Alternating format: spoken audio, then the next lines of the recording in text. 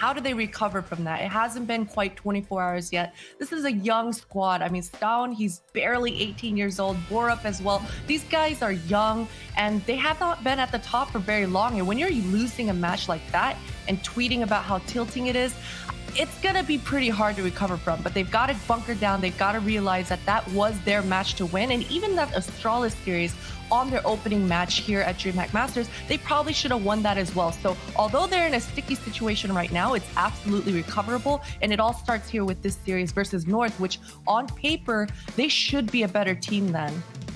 Well, Blett, let's look at this, right? Let's sit here and think about this as more than just a game within the confines of DreamHack Masters Spring. But moreover, who is better within Daneland? What do you think? Daneland. You guys don't like that? Daneland? I love it. The thing is, right now, I mean, it's obvious. Number one is Astralis, and then there's the rest of everyone else, right? Heroic are a team who should have been like, third, fourth place team in the region right now, considering, have Mad Lions as well. And also bear in mind that this particular lineup, they have been around for a month now with Nico Tessus coming in. But North, they're supposed to be number 2. And like Pim keeps saying, they were supposed to be the best team in Denmark like a few years ago. That's never worked out. Now, unfortunately, with Christo stepping in and then the entire Kirby situation, they're going to be looking very, very shaky at the moment. So this match, I believe, is going to determine, as of the moment, who is potentially the number 2 team in Denmark right now. I know it's a Danish derby. I know it can get messy. But one thing we saw yesterday, Astralis, they got to stand in as well. So does North. Astralis don't care. They're still going to take a crap right all over you. We saw that happen yesterday. And for North, they need to just wipe them off the face, cleanse themselves, and then they have to kind of reframe their minds. Because this matchup, this is it. This really matters. Yes. Frame of Mike. I love that song. That's a great song. Shout out Shroud one time. Speaking of heroes, we have Heroic. We actually have the opportunity to hear what they have to say before we go into this matchup.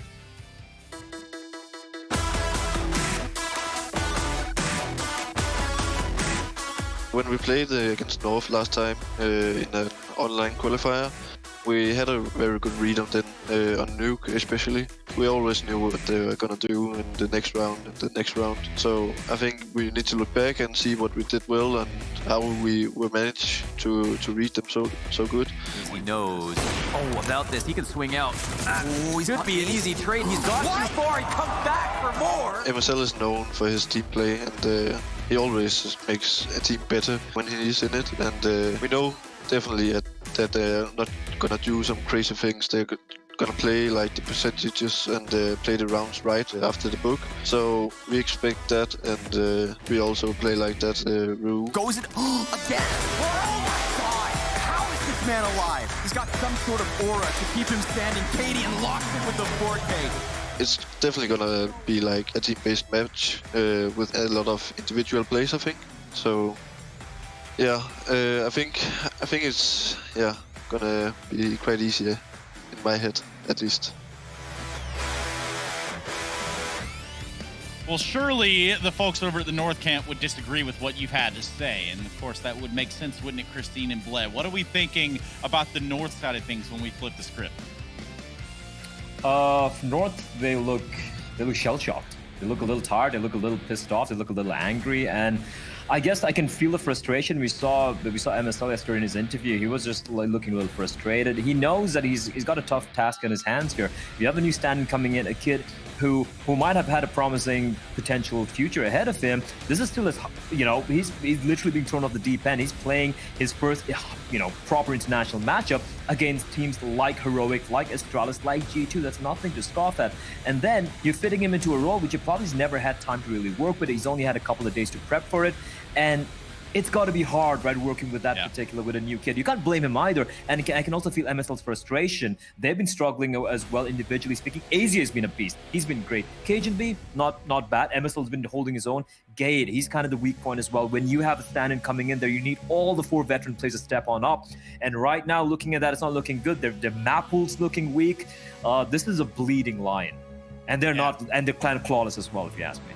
And if you're wondering, I don't think gazelles even hunt the lions. I don't even think there's a world where that exists. But Christine, there is a world where North get not that many rounds against Astralis, and Christo out-frags AZ. What do you think about that? You know, I think I have to disagree with Sudan here. I don't think AZ has been hitting on all cylinders. I think AZ's been a disappointment for quite some time, especially for me. Whenever I watch him, I just wonder what kind of value he's bringing to this North squad, because sure, he has those pop-off games, but consistently he's at the bottom of the scoreboard. And Cristo, I mean, as the new guy on the block, it is very extremely difficult to make a presence, to make your presence known within that server if you're going to be slotting into Caribbe's role. Caribbe is a complete lurker, and even Caribbe struggles to bring this North team into the match when they're losing, because he's playing on the extremities of the map, right? And it's just hard to get involved within the rounds. So I think it makes sense that Cristo is not at the top of the scoreboard as the new guy, as the lurker. The rest of these North guys, though, they've got to step up and they've got to polish up their game. Yeah, and I would love to kick it to a video or something right now, but I would much more love the fact that Sudan fires back. It would appear as though we have some disparity in the camp. I actually like it when the analysts disagree on the desk. It's not something that happens all the time. But how do you respond to the allegations that North look like crap? Well, I mean, that I agree with. That I completely agree with. But the fact that you said AZ has, I mean, he's the highest rated player in the entire road to Rio. That was a lot of games being played at Christian. I don't think I've seen them in 2020. I agree with you that he has been very shaky in the past, absolutely. But once they lost Kirby, once Jumpy came in, he really stepped up to the plate, and he was, I felt, in some of those games, difference maker in, you know, carrying North through some of those finish lines. MSL as well, like as an AWPer, no one really values him as an AWPer, and for obvious reasons. But as long as he does his job, you know, especially in the CD side, shut down certain angles, shut down certain sides, he's been doing his job there. Some big clutch moments. Cajun B, little hit or miss. Sometimes he's really good, some great clutches coming out from him, but sometimes it drops off. Gade, he is a problem. So I agree with part of that. The team as a whole has disappointed, but I disagree that AZ hasn't been good off late. He has really been popping off. So and once again, my rebuttal to that, Sudan, is that right, sure, Potter, let's go. AZ may have had one good event in 2020, one good week, but the rest of it is just like yesterday's match versus Astralis, where he barely breaks over 50 ADR, goes 16 and 37. Yeah. And it's just, he doesn't bring the value within that server, man. Again, well, you're taking only one game into account then. You are, by your own very definition, just basically screwing your entire theory over. Think about it. You can't base it off just to one game. Yes, they got completely stomped by Astralis, because it is Astralis. They were just going ham mode. But in the first game, he was still performing. The first game they had, I do believe it was against Heroic. Yes, you know, it was a very close affair, but AZ was popping off there as well, if you look at the stats. So, I win, Trace. Go on. I don't necessarily know that you win, so to say. One thing that would be a big win condition is if we knew some maps here. Maybe we could give a little solace to both sides. But I do love the fact that you're both so passionate about giving your point, and I absolutely love that so much. Speaking of passion, the North have a little bit of that, but is it enough to translate into the server? Let's find out what they've got to say.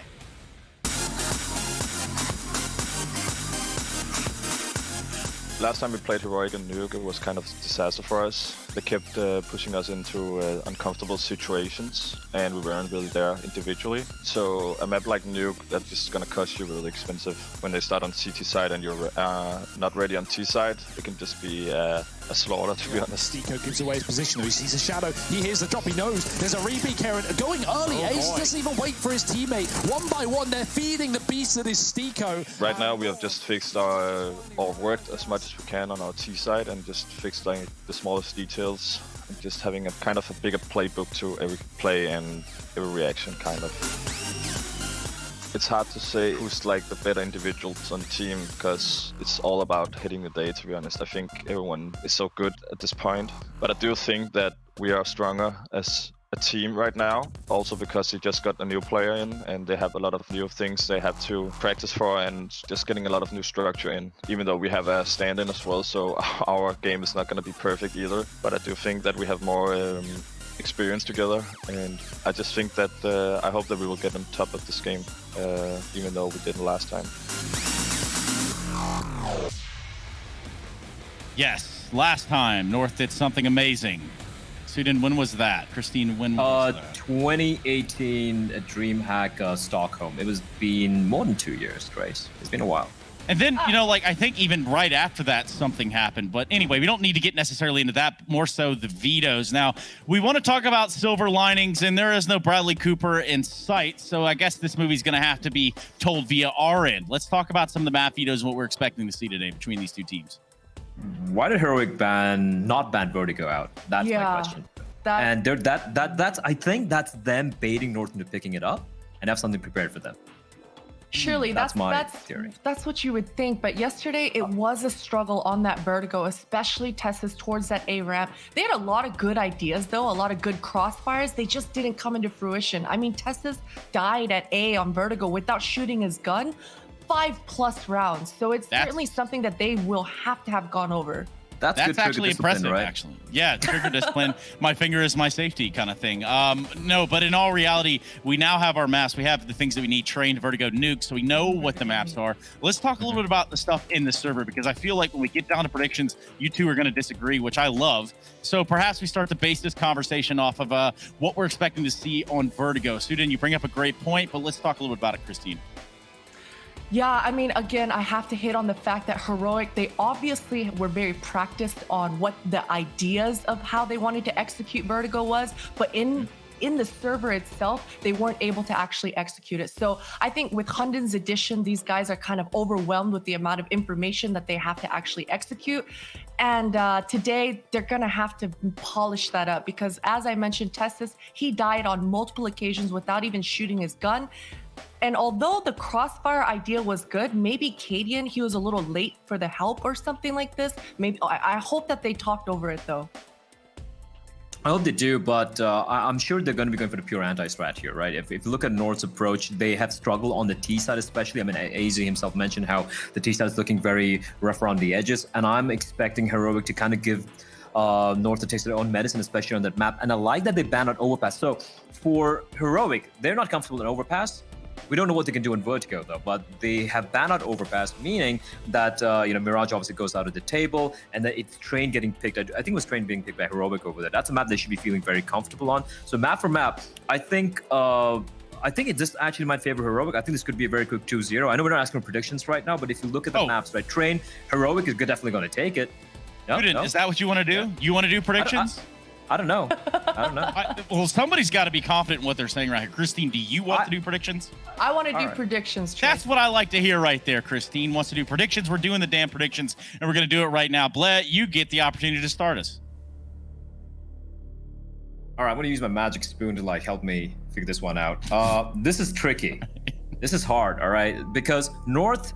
Look, they have the players. They have a stand-in, and we saw two different Norths compared to day one and day two. They had the game against G2, where they managed to clutch it out, some clutch moments coming in, a lot of mental strength to grind back and win that game. And then they kind of completely got crapped on by Astralis yesterday. So which North are we going to see? That's a question here. And for Heroic, I think the fundamentals are good. I think they have a better map pool, in fact. And the fact that it allowed Vertigo through kind of makes me feel like they kind of laid up trap here for North. So... even though I want to say North, I'm going to have to go with Heroic. The math just goes their way.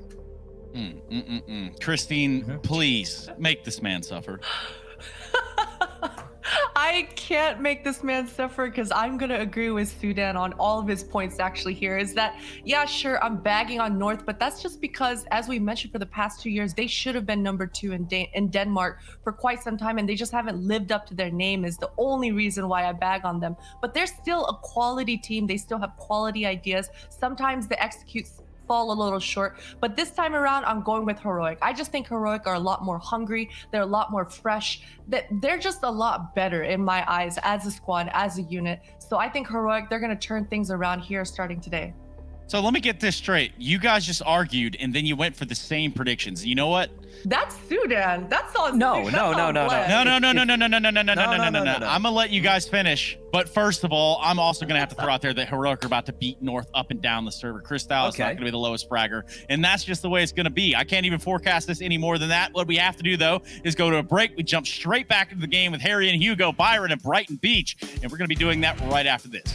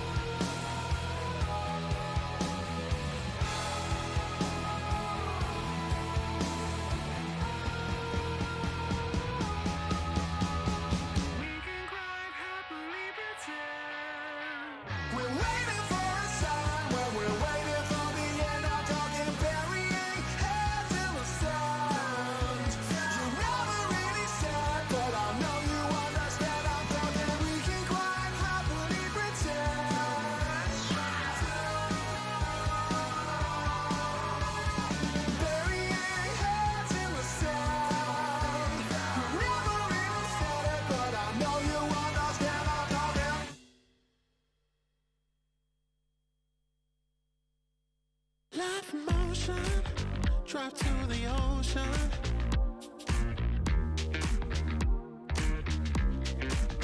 We move together, cocktails in motion. Yeah.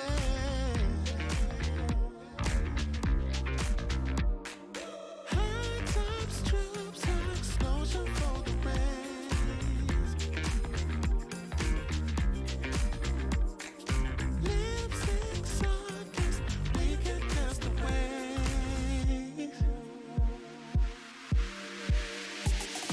Electric eyes paralyzed me in a moment. Yes, I'm falling for. Yes, I'm falling for. Summer kiss and heat waves got me frozen. Yes, I'm falling for. Yes, I'm falling for. You and me on a sun-kissed LA beach. You and me on a sun-kissed LA beach. Electric eyes paralyzed me in a moment. Yes, I'm falling for. Yes, I'm falling for. We move together, unloose the leather.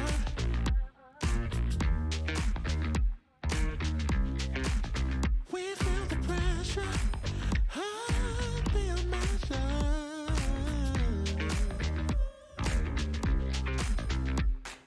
Soft touch, too much, better with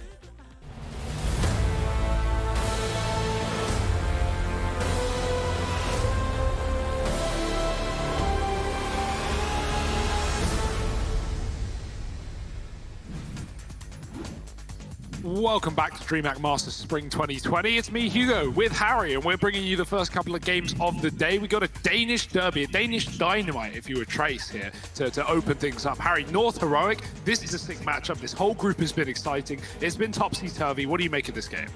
Man, I think this is a sick game because we get to see like who is that number 2 spot in Denmark, right? Like, and Heroic, I think they've been looking really good as of late. You know, the analysts both picking in favor of the Heroic squad. I think that speaks volumes. Yeah. Sorry. And yeah, you know, I think North, obviously, right, playing this with a standard. The fact that you've got Christo here is obviously a big talking point as well. I think it would be sick if North are able to pick this up just to solidify themselves as number 2 in Denmark. If they're able to do it with a stand-in, that's even better. But Hugo, we're gonna have to wait and see. This pistol round about to begin, and it's Train, the map pick of Heroic. They're starting over on the T side to begin this one. North's going to set up over here with 3 players at the A site, but 2 of them in Pop Dog. They're going to be available for a very, very fast rotation if this B play does indeed come in. By the looks of things, it seems like it will. Nico is coming in on that late Ivy lurk, or Stown rather, actually, with a P250. Bit of a raid boss in play. Heroic waiting to execute, but of course, if things are silent on Train, you're going to see standard CTs rotate to inner to watch for the execute, and that's exactly what's going on right now. North know nothing, and so they're going to gamble on that inside site. A grenade is ready for MSL to pop on the ramp, rather, but Stown is the key of this round right now. Cage is watching from a passive position. If Stown jumps across or goes fast, he can get past this USP and get into the back line. That's the hope here for Heroic, but as Stown gets so deep, Heroic are going to consider other options. They go back towards a Pop Dog, looking to crowd this out of sight, but it's a double setup here for North. If Heroic drop, this could be problematic. They fake flash in. Christo drops. Testes finding that kill, but AZ doubles up with the USP before he is eventually overwhelmed. Cajun, now looking away from Ivy, is given away for Stown into the site, and he drops Gay coming from Connector. Excellent execute from Heroic. They have North looking exactly where they want, and now MSL is coming in for the Pop Dog on his own.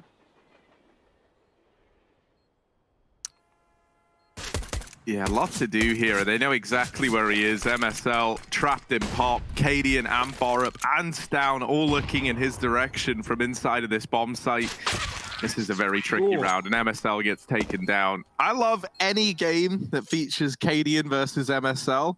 I'm a big fan of that, right? When you think about the kind of history between Yeah. these two guys and the effect that they've had on one another's careers. And on the teams and the orgs that they play for. Right? Yeah. Like, obviously a lot of overlap there, especially in the North side of things. And I think that's, you know, certainly what's so exciting, this North project, but you know, underwhelming for many. And I think winning this BO3 would really solidify something for North, but that's going to be easier said than done with Heroics as a favorite right now. They've been looking very, very good here. Although I say Heroic have been looking very, very good. They're 0-2 in the group, Harry. The bottom of the group. It's just the way that their games have gone, right? Like an overtime in a 30-round versus Astralis, and a loss to G2 in the third map in an overtime, in a game they had. In a game, I mean, if you missed it, oh, maybe keep it that way. Maybe you don't want to relive the madness that was the 3-on-0 for Heroic last night, but we'll move past it because Heroic, a new day, a new Dane, and Eco, he's boosted above the smoke on Ivy, catches a player on the A site. There's still Christo here, but he's only good for one with a Deagle. MP9 about as good as done, and Heroic will trade their way to a second round on A.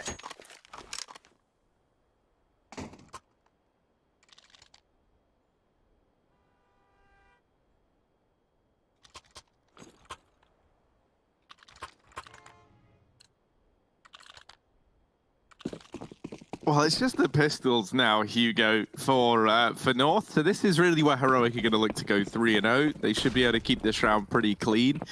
There's a little flashbang on Gade. What's he going to try and do with it? He's waiting in the connector, holding on to that flash to pop into the A bomb site, maybe to give these pistols a bit of room to work with. However, that bomb doesn't look like it's coming their way. Stown is, though, and he could be a bit of a vulnerability here, all the way up through Ivy alone. What's a lone T player doing on this side of town all alone? This is not where he wants to be. North here, they're going to land the initial dink, and that there is Stout now, looking like a real tantalizing little dish if you're North. Tesses and co, they've already secured the B site, so a plant should come in here absolutely no problem. With it, the round should be pretty much guaranteed. It's just about how expensive now can North make this. Yeah, Stown's actually playing it extremely safe. Even, you know, you could say too safe, but there's no such thing as too safe in this case because it's an anti-eco that Heroic will win. They've already planted. Stown is saving in the spawn, and he's going to get a kill if he does this. MSL comes his way. Tess says, just missing the timing on the ladder. Will get dinked from behind. Cajun dropping one of these Mac 10s, but there are many more Heroic players lurking around, even coming down Ivy. Down in the spawn, double kill presented, and he takes 1.5. Cadian picks up that player on Ivy, and Stown will close the round. Heroic 4 alive, 3 on the board, and the bonus round goes successfully. So, or anti-eco at least, now is the bonus round as North decide to buy up with the AWP on MSL. Heroic, they are going to keep this SMG. They are going to keep on a bonus round, and we could see a faster approach as a result.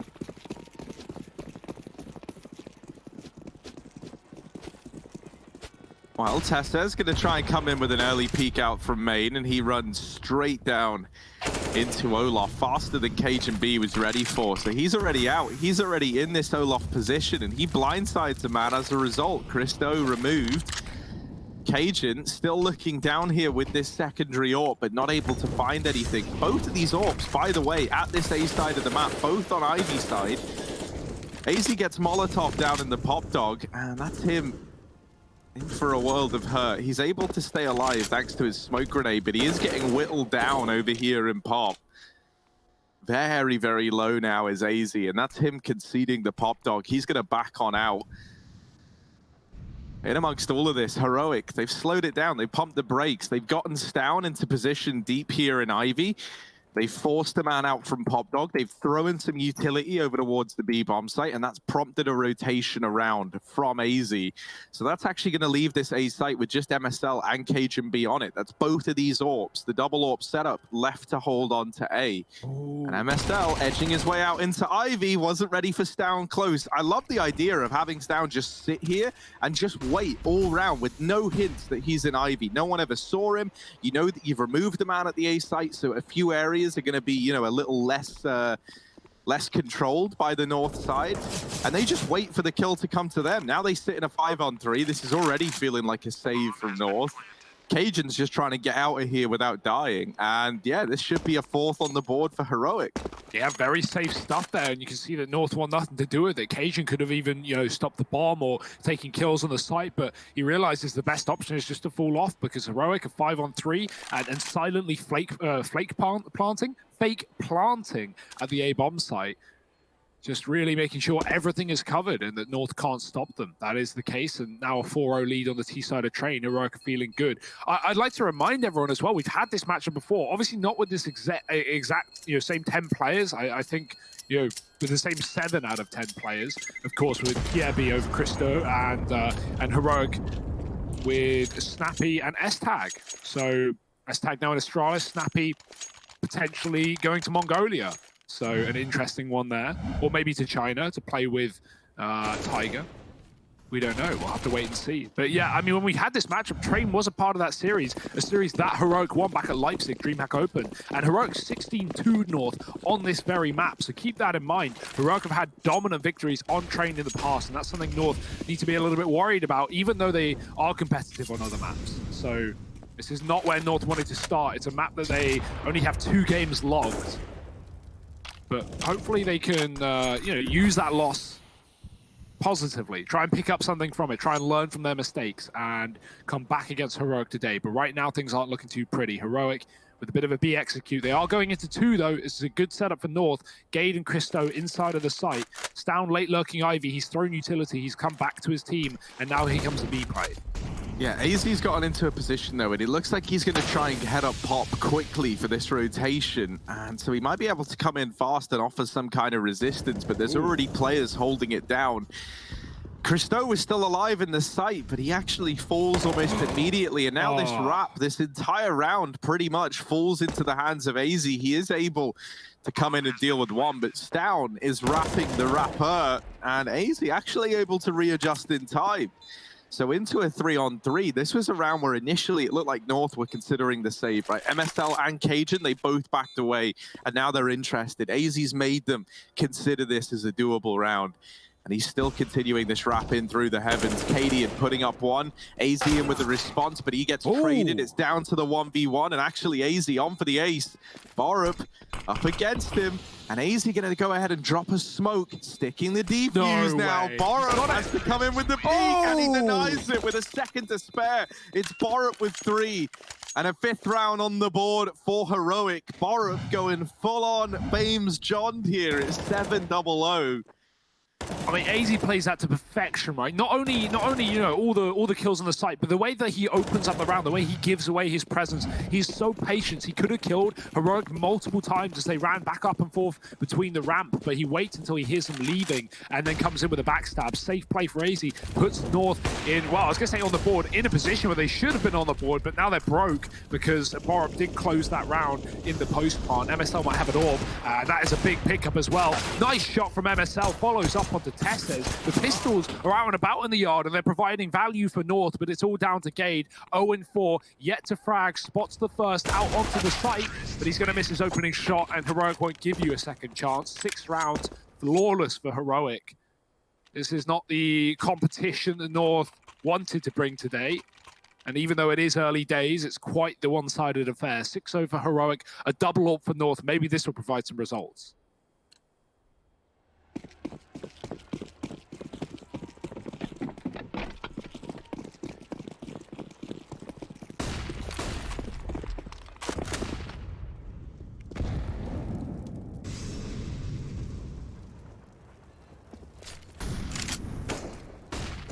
Man, this is already such a good start from Heroic, and you know this is a matchup that means a lot to them.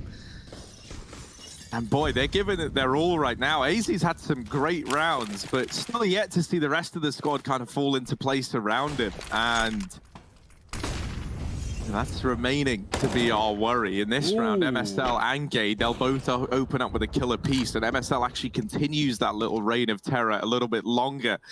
So finally, North looking good to put their first round on the board as it falls to Stown and Cadian in this one. 2-on-5.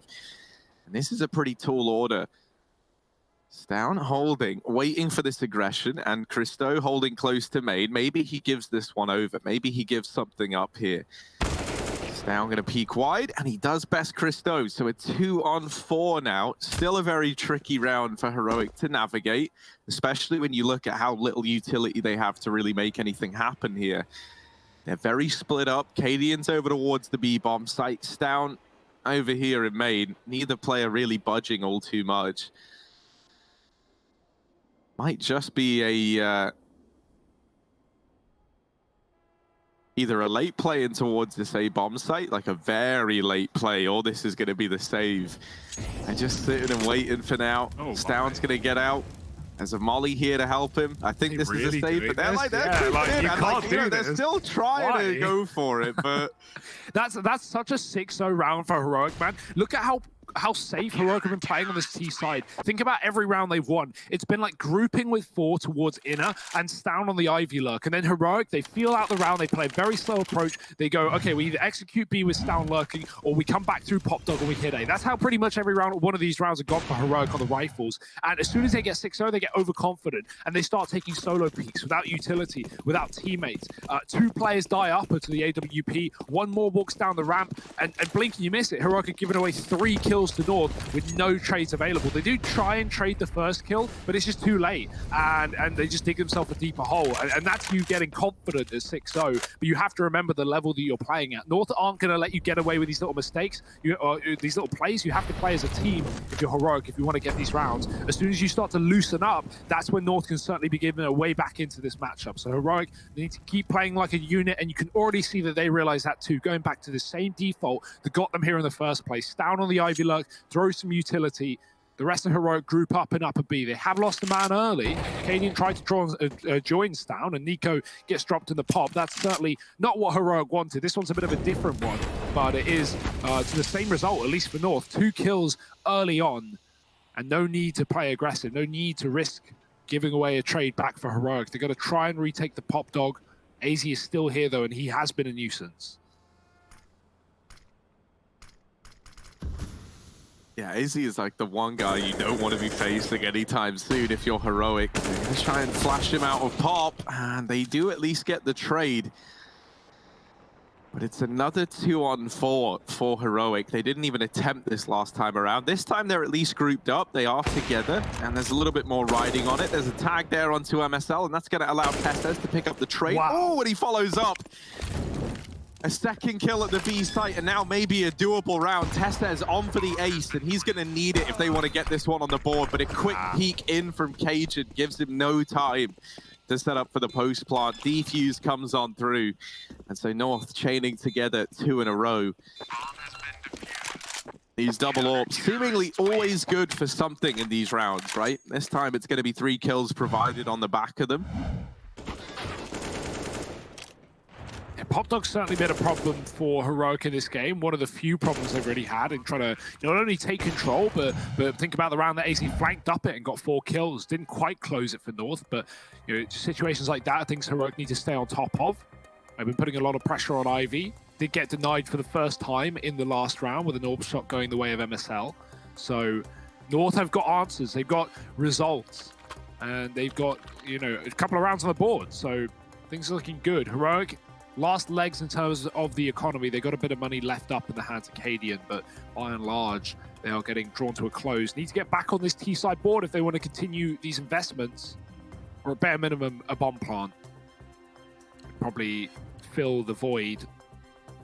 What do we got here from North then? Double AWP continues. Why would it not? It's been providing, decent amount of success here for North, rather. Cadian taking his as well.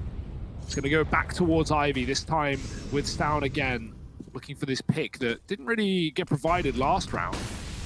He's going to have to drop off of B early, throwing a smoke down on the ramp. He is a solo inner player for a change. We've had a lot of double inners for North, but now they are stacked on that A site. Not for long, though. MSL's going to move this AWP in tandem. AZ's pushed again below the pop, and he gets the same kill on the same player. Great work from AZ. Nico's removed from the round nice and early. The drop is good, though. And again, Testes trades. Heroic find a 4-on-4. This is a far better situation to be in now. Christo going to try and fill the gap. But even then, Heroic, they don't have to rush this one. They can take their time. Ooh, Christo. Baited in for a peek, but no one going to find anything. They at least know there's another man here in Pop Dog taking up the position of AZ. There's a bit of an exchange here between Cadian, MSL, and Borum. But ultimately, it's going to be kept in the advantage of North, and that's thanks to Gade pushing the extremities outside of B. Stown has gotten deep in through Ivy, and this is a little bit deeper than I think North are prepared for. Cajun B is currently looking back Ivy side. I don't think he's going to consider him out of back green, but as I say, Cajun flicking over does deal with Stown, leaving it all onto Cadian. Wrap round into CT from Gade. Yeah, that just blindsides him. He's not ready for it. So North, it took them a while. It took them 6 rounds before they found anything, but now seemingly finding everything on the back of it. They're 3-6, grinding their way back into this game.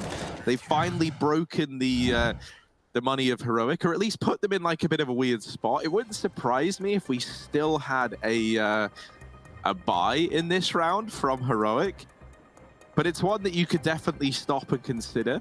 They're going to go for it. It's only Tessez who's limited, but I imagine even then he can get himself something. And Cadian's even going to have the AWP in hand. So, yeah, it's a goodbye.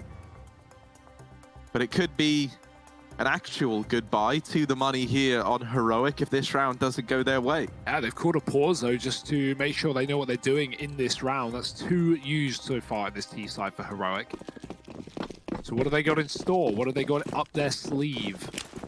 The AWP, the Deeg, and rifles around it. Heroic send their sights towards B early on with a few players. Again, that solo interplay for North. Nothing's changed here. AZ, though, that is a change. He's dead in the Pop Dog. Borup takes the spawn and fires a bullet right to the face of AZ. He does get smoked, but with a flashbang follows up, and he could get a player on the site. He's got so much info. He spots all 3 A players and kills one of them as well. Now the hounds have been unleashed.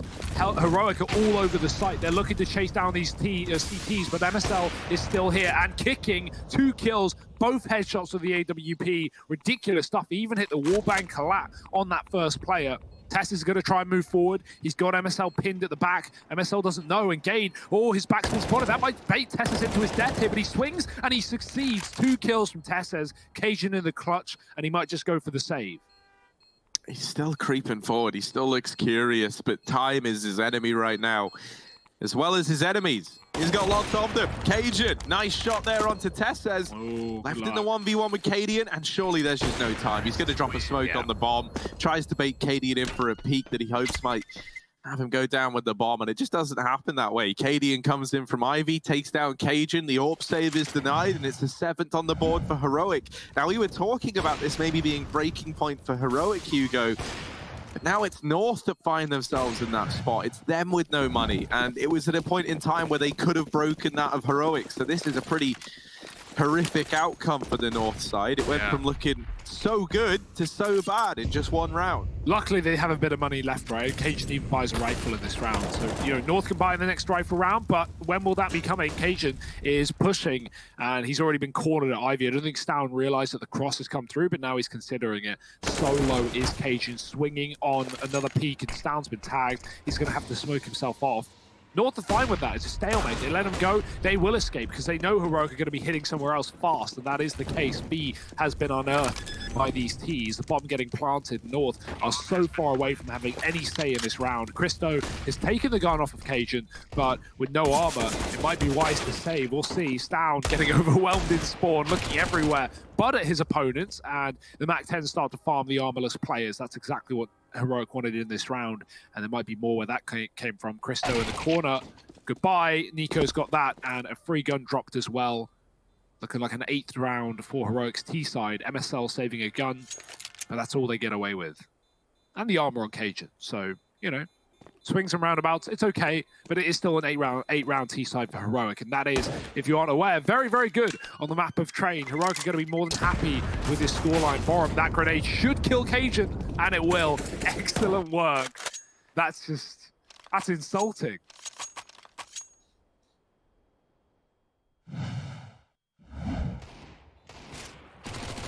One thing I will say that I absolutely love about North is that the kind of like insight they're willing to give us into their facility is great, man. They got cameras set up so we can see the players. Their interview zone looks sick. I do think that, you know, with everything kind of having to move online, it's been a great time for orgs to show exactly what they can bring to the table, to kind of spice things up for folks at home. It's been great. North have really answered the call there. So shout out those guys. Whoever's making the decisions, doing a pretty good job, I think it's fair to say. You're not wrong there, Harry. I always appreciate the interviews and the content we get from the players as well. Get a bit more insight. This one, though, it's a fast B play. Heroic don't realize Gade is in the site, and he's here to stay. 2 kills off of the spray. Cadian turns around to the smoke and does drop the pop flank. This time, Heroic expecting it. It's been a long time since he's in a hit, and Nico is in a powerful position. He's dropped MSL with the AWP, and he's ready for another. Nico on a double, eventually put down by Gade at the back of the site on his third. Low HP, though, relying on Christo on a late flank that Heroic are probably not prepared for. Cadian with a flick. He was just throwing a smoke towards a connector, and he 180s for that kill, leaving Gade alone in a clutch. At this point, Cadian is already out of the site. He is already running A, or faking it rather, and Gade is here. North Heroic don't know it. He's walking with his back turned into his enemies, and he will get the kill, but now Gade rotates outer, and Cadian, committing back to B, has to go A, but that's exactly where Gade is going. This is such a mess. This is such a mockery of a round. Cadian will get the bomb plant in. Gade on 10. Where does he go? Cade's got to ace this if he wants to pick it up. And this is where Cadian being on the AWP maybe isn't ideal for Heroic. He's able to take a nice long angle, but Gade is dead in one shot to whatever. And that's why Cadian, using his little pea shooter over here in main, let's see what he's able to do with it. Gade needs the ace in what was a 1v2 now, if he wants to pick this round up. Molly down, and that's going to force Cadian back, but he actually gets up on top of the train, swings on out, fires off a shot. Gade now knows, but so much time is ticked off of this bomb. The Gade cannot win the round, no matter how hard he tries. Oh dear. Cadian's not going to find him running away, so Gade is going to live to fight another day.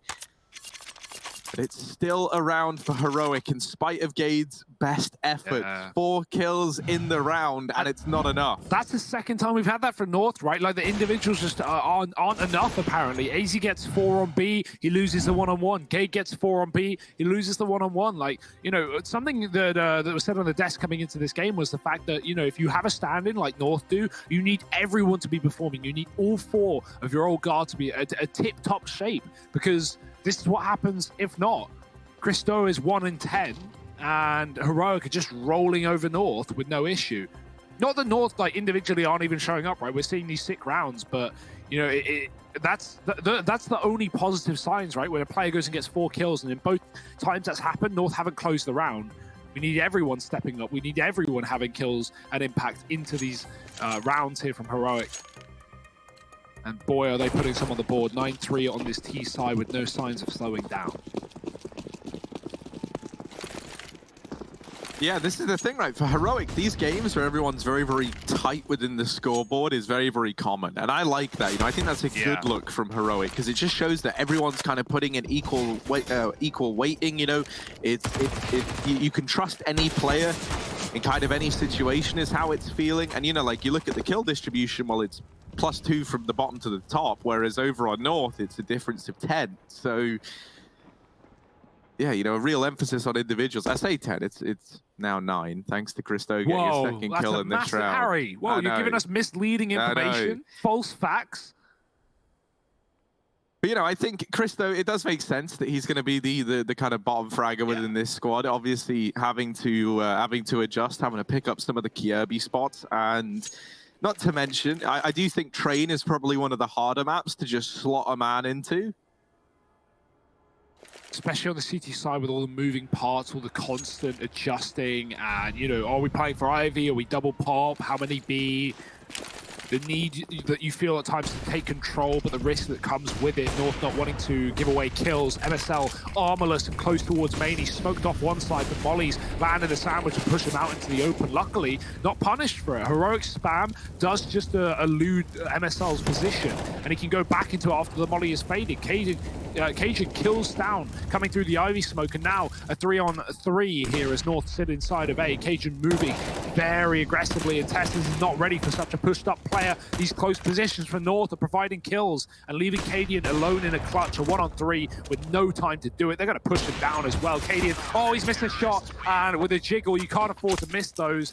Otherwise, North are going to overwhelm you and get a free AWP. Now there's 2 of them. And we know what these Orcs have done for North. They actually put those initial 3 rounds on the board in this CT side. So finding a 4th, getting it done with some aggressive setups, that's a nice round for North. Heroic have finally broken. It's happened, Harry. They said it couldn't be done. Yeah, it really felt like it couldn't for the longest time, right? That very early 6-0 lead did some wonderful things to the Heroic bank account, but finally we see them bottomed out, and it will just be pistols now into round number 14 with the goal of buying into the last of the half. That's pretty much locked in. Christo besting Tessas early on. And now the B plate for the rest of Heroic. AZ, he's about to do something a little bit gross, so let's keep our eye on him. That's the bomb drop there, so even as they get the site, this is pretty heartbreaking for Heroic. If you ever wanted to watch some Danes just looking very upset, this is the round, because you get into B, you get the kills, but you lose the bomb as you execute in, and all you were really hoping for in that round there was a bomb plant. So yeah, not ideal. But a 5th on the board for North, they're starting to stumble back to their feet. And it does, it does kind of feel like if they like 6-9 this half, I think that's still recoverable. I feel like T side, you've got a bit more room. I think that, you can kind of better utilize someone like Christo moving into the T half, right? If needed, you can just have him on a lurk, playing over on his own. I think that's maybe where he could be the most comfortable. Look at how much of a difference that $800 bomb money would have made for Heroic, right? We got players with no U2, we got no AWP in the last round of the half, and MSL, he is looking to take these players away. He's done that in a big way. 2 kills off of 1 shot. MSL posts back up and he just waits, because Heroic, this round's done. It's looking like a 6-9 end of half, and MSL will make it so. He will put the nails in the coffin one by one. Just 1 left. It's Nico out towards B. Looking to come down the ramp. Gade is still here. Nico has his knife out. Luckily, smoke will give away the fact that Gade is not left, and Nico hits the best timing possible. It's still not going to be enough to win this round, but he might be able to grab himself 1 kill with it. Even then, missing Gade as he falls back towards Khan. Nico sprays, does get the kill, but yeah, I mean, now the alarm bell has been rung. North can set up for this exact contingency, and they've got the bomb as well. So it's looking like 6, Harry. I don't want to be the bearer of bad news. Yeah, the bad news bear, as I think they're known. And in this round, Nico does get dropped. It's the end of the half with North recovering 6 rounds at the very end in the battle for Denmark, I think is what we could call this. Maybe not. Maybe we do. You're going to have to join us after a quick break as this second half will continue.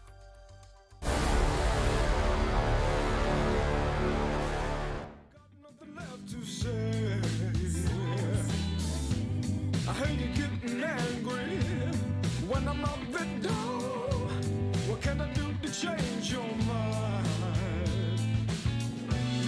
I'll always be right. Don't give it up, don't let it go. You got to know it's all right.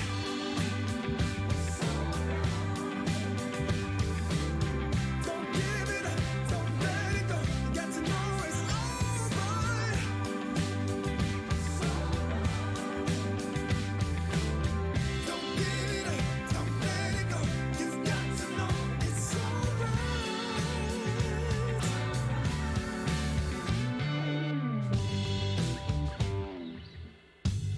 When I get home early, you never have a word to say, so I have to break this down.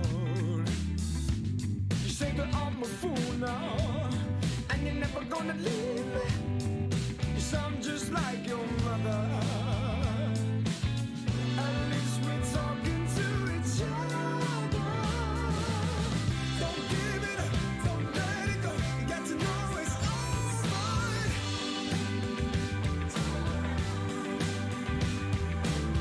Don't give it up, don't let it go. You got to know it's all right.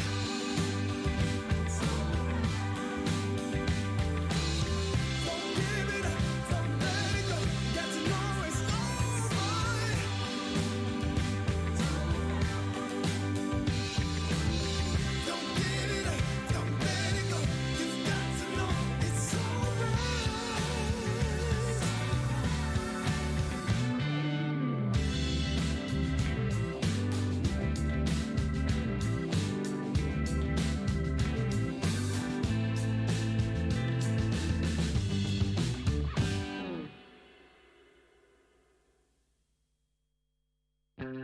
Na na na.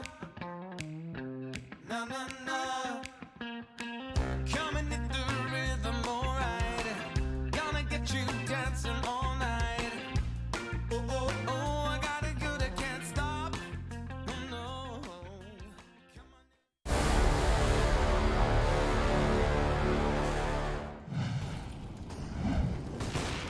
Well, that first half really heated up. MSL did put his spin on it at the end of things, finding 6 for North on the CT side. It doesn't feel like enough, but a pistol round could certainly solidify things as North looked to take it here with a lot of utility in this second half. Heroic no kit for the retake, but they do have Borup on a smoke. He's dropped a CZ for Cadian, so a bit of a raid boss situation here for Heroic, and they're going to be bringing the heat towards B. Cadian loses his life. There's a quick trade from Nico in upper, and he is here to stay. 2 kills, 3 from Nico, all headshots, and he could just fall back into the B bomb site with no worry. Tess's has pushed pop. Christo can't go anywhere. Harry, you thought the bad times would be over after the first half of Christo. Well, they have just begun.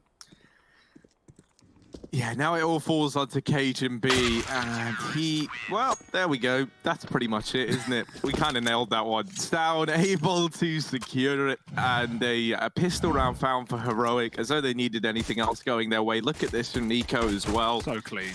Absolutely shuts it down. AZ Gade and MSL. They run round, they try and get the better of him, but not today. Nico leading the charge here for Heroic and continuing to look good. And boy, does Tessa set a precedent in round 1 of this half that he's going to be a real pop dog pusher all game long, right? Coming up the pop in the pistol, getting in the back line and dropping the bomb like that. I mean, we're going to see a fair few attempts of that from Heroic, I can imagine.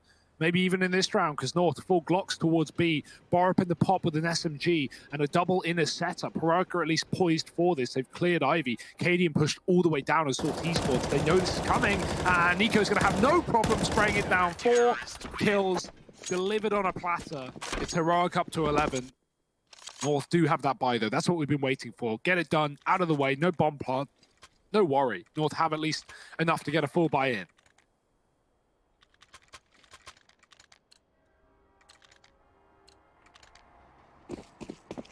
Yeah, I'll take a look at it though. It's not going to have the AWP on MSL. Luckily enough, Heroic don't have one of their own. And so it's a bit of an attempt at a bonus round here from Heroic. They only have 1 man over here towards B, but that man is Nico, and he's been hitting with the force of, you know, 3 or 4 men over here. So I think that's fair enough right now. He's going to be entrusted with the entirety of this B bomb site. And I think quite critically to note, he's actually playing the connector. So Heroic is set up to kind of play retake over here towards B. Nico's going to recommit back into the site, and that is because they've freed up Stown. They were kind of trying to set up Borup and Tess's quite deep over here at the A site. So Stown was there early to offer up utility. Now he comes back, he rejoins Nico at B. They're going to retake this site and actually have a bit more presence in it now that they've set up the A side hold. And it's a good thing they set up this A bomb site, because that is looking like where this play is going to come through for North. Cadian dropping that smoke, but the problem is smokes actually, don't know if you know this, aren't walls, and they've walked right through it. Cadian is not going to be ready. Ooh, I like this from North. They realize, all right, we've hit a bit of a sneaky timing here, and so we're out through Ivy. No one's keeping an eye on it. No one's watching it. No one's even considering that this could be a possibility. Finally, Cadian's going to turn back around, but it's too late. MSL is already deep. MSL is already out. Testes has done a great job of dodging these players in the back line. He's able to put up 2, and he's able to keep Heroic in this round, but it's still going to be a very tricky... What? Oh, no, that's not how that was meant to happen. That's not how that was meant to go down. A bomb plant coming in for North. Not quite denied in time by Nico, but he's done a lot in terms of the damage. Cajun is pincered. 1 behind, 1 in front. Cajun B. Oh, almost. He lands a tag with the flick. Almost the 180, but not quite. Nico now reaching a 2-0 KD on the back of this retake. He puts up 2. And that means out of the 15 kills possible in these last 3 rounds, 9 of them have come from Nico, which is pretty incredible. What a beast. I mean, yeah, that whole round is wild, right? Just the fact that MSL hits the timing, looking at the pop dog play, Borup smokes himself off, which is a really good call, and then he walks through it. what MSL's holding, he should be dead. MSL runs out of ammo, switches weapon, dies. Borup gets traded, but he's got the crucial kill in that round that really puts Heroic in the 2-on-2 that they can close. Nico with a double, and boy, oh boy, Heroic just aren't stopping here. 6-12. 3 in a row in this CT side for Heroic. The pistol, the conversion, and the first rifle round. North go right back in for another. They've got all the guns here. Have they got the result? Because right now they're running out of rounds. They're running out of opportunities to close this this map or even really get into the swing of things because Heroic haven't even afforded them double digits. Testes is looking very good this game as well. He's had some important kills, gets a big double in there as North hit the A site. Like, if Testes doesn't kill both of those players, that round's probably North's anyway. So, you know, all comes down to that as well. Heroic, they've got the orb. North don't have that luxury, no bomb plant money, and so MSL is just armed with his rifle. Cadian taking his on the A bomb site, looking for picks early on. Down, he was Ivy lurking most of the T side. He's going to be defending it on the CT half as well, smoking it off. Letting Cadian move into position, but not like he's going to have much of a say when the smoke is down. He can just hold for the boost and wait for the fade.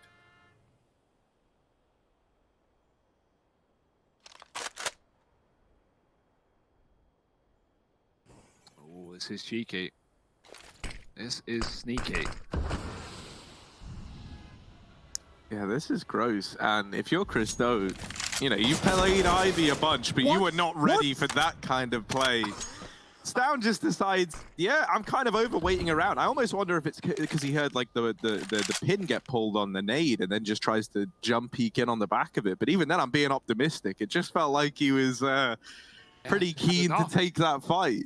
Now this only leaves North with 3 players surviving. They're going to tiptoe their way into the B bomb site. However, you can tread as lightly as you want. There's still 2 players here. Borup only good for 1. And actually, North, they do get into the B bomb site. They're a man down, this Molly. AZ somehow wasn't getting tagged by it. He actually stays alive, and, well, only briefly before he's picked up. Cajun now, all alone, 1v3. All 3 of these players coming in from con side, and Cajun does break apart one of these players. He's able to isolate that fight there. Still Cadian and Testes yet to find, and that Molotov is going to hold him back. Oh dear, he's trying to make the run up to upper, but yeah, he doesn't win this, sadly. They've already got the defuse. 13 on the board for Heroic. Cajun not able to see it through in the 1v3, does at least stay alive, and you know, with the bomb already planted, he's going to get money from that round. He can now help redistribute the cash in this team. It almost felt like Cajun didn't know he had a molly there. Like, you know, no smoke available for Heroic. Not that he knows that. Maybe he's trying to, you know, get a kill ramp and then go back to the molly for the one-on-one, but, you know, getting cut off by the util and then not getting to be able to use his get out of jail free card. That's a bit of a shame. Heroic, though, another rifle round to deal with on the other side, and a flash down Ivy to take control. Stown pushes through a Molotov. He won't see a thing. Gaze out and about. Cadian doesn't know. It's a free kill for Gaze. He's just going to smoke off Stown in the Ivy position as well. Wants nothing to do with it. Testes and Borup in the outer sight. Good for 1 apiece. Testes is still standing, though. He hasn't been dealt with inside of the pop dog and smoking himself out to be a bit of a problem. Stown is hiding hell side as well.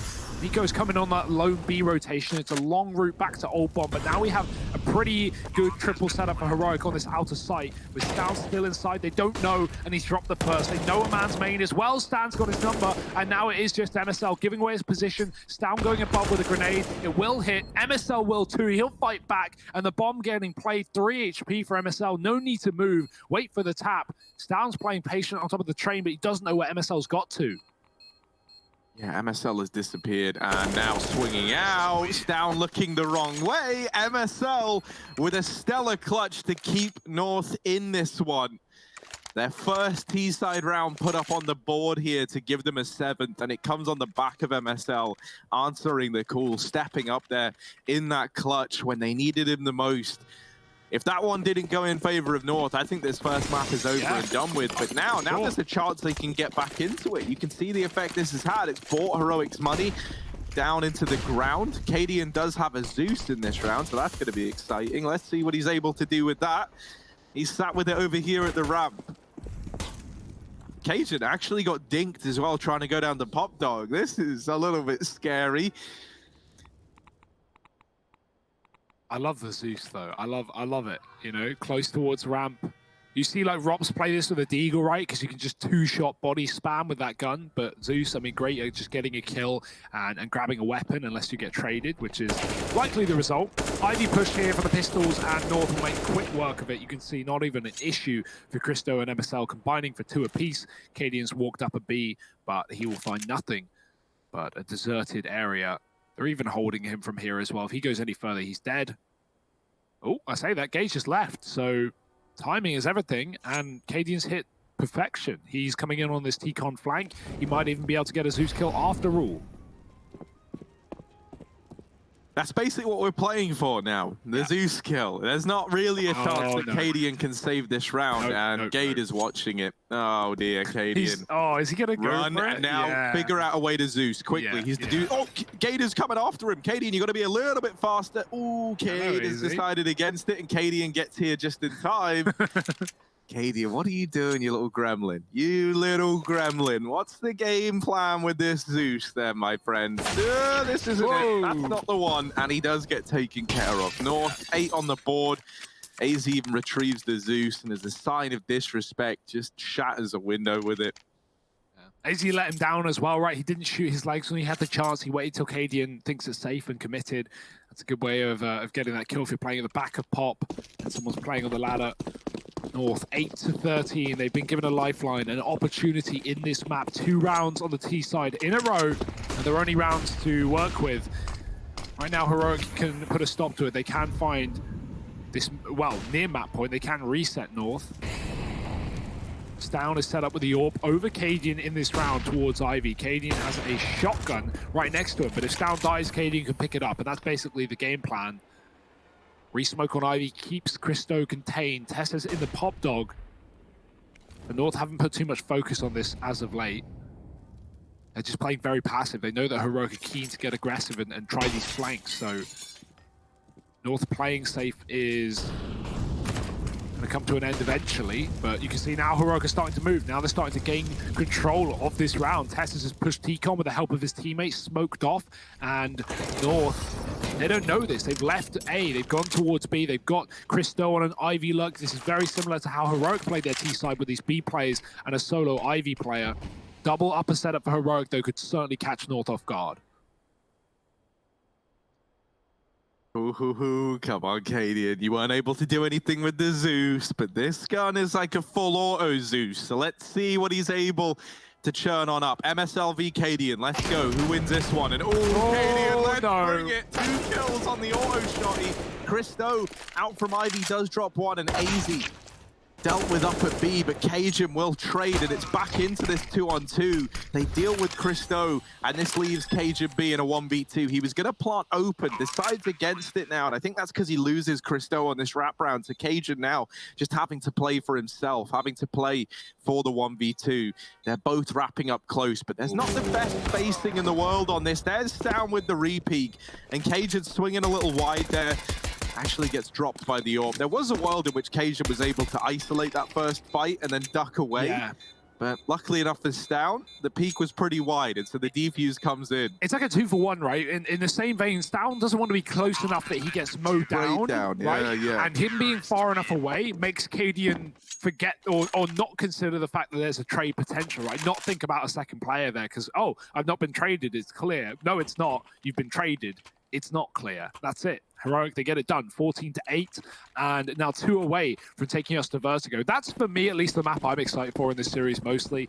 Train, we know that's a dominant one. We know it's a good one for Heroic. It's a map North don't play. Vertigo, that's a big one. That's one that Heroic, were able to take G2 the distance on, one that North have looked very, very good on, and I think where this series really does get competitive. If Heroic can take it over North, then damn. But let's wait and see, Harry. Let's not assume. Right now, this game's still live, and MSL is trying to make it happen. He's dropped Cadian with the AWP early on. Stown's got an AWP. North are going to group B again with the bomb. This is just like so default what both teams are falling back into. We haven't seen like one fast yard rush with E-Box and sandwich smokes and just a quick A push.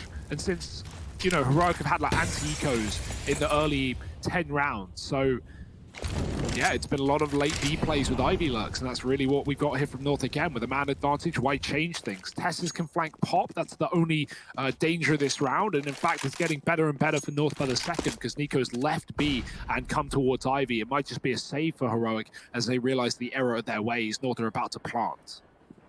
Yeah, and double AWP in the retake as well, right? Never ideal. Maybe if they deal with Christo, like if you get a 4-on-4 and you don't lose a man, you deal with the lurk, maybe you go for it, but yeah, they're not budging, they're not attempting it. And now Christo's position becomes even more valuable if he's able to do a bit of damage, and that's great because Heroic aren't even attempting this round. You know, if you're unfortunate enough to be down there, you never even got a chance to play this round out. You know, you were already surrendering essentially when that bomb plant came in, and then you get killed. You don't get a chance to play, you don't get a chance to save, and you don't carry that weapon into the next round. So 9 now on the board for North. These B plays working out. It wouldn't surprise me if we see North maybe stick one of these secondary orbs in the connector, playing rotate between either one of these sites, and then having like an anchor over towards B, maybe like put Nico inside of the site, right? Have some support available to him if needed. Because it can feel a little bit bitter if you're playing double AWP at A, kind of like what North were doing in the first half with MSL and Cage and B. You know, either the AWPs never get a chance to see anyone if the A hit doesn't come in, and if the bomb does go down B, you're going to find it very, very hard to retake. So in this round, North try and pick up the pace. They try and go fast out A, and Gade actually gets double naded out of the round. A nice way for Heroic to find them out advantage. It was no risk to them.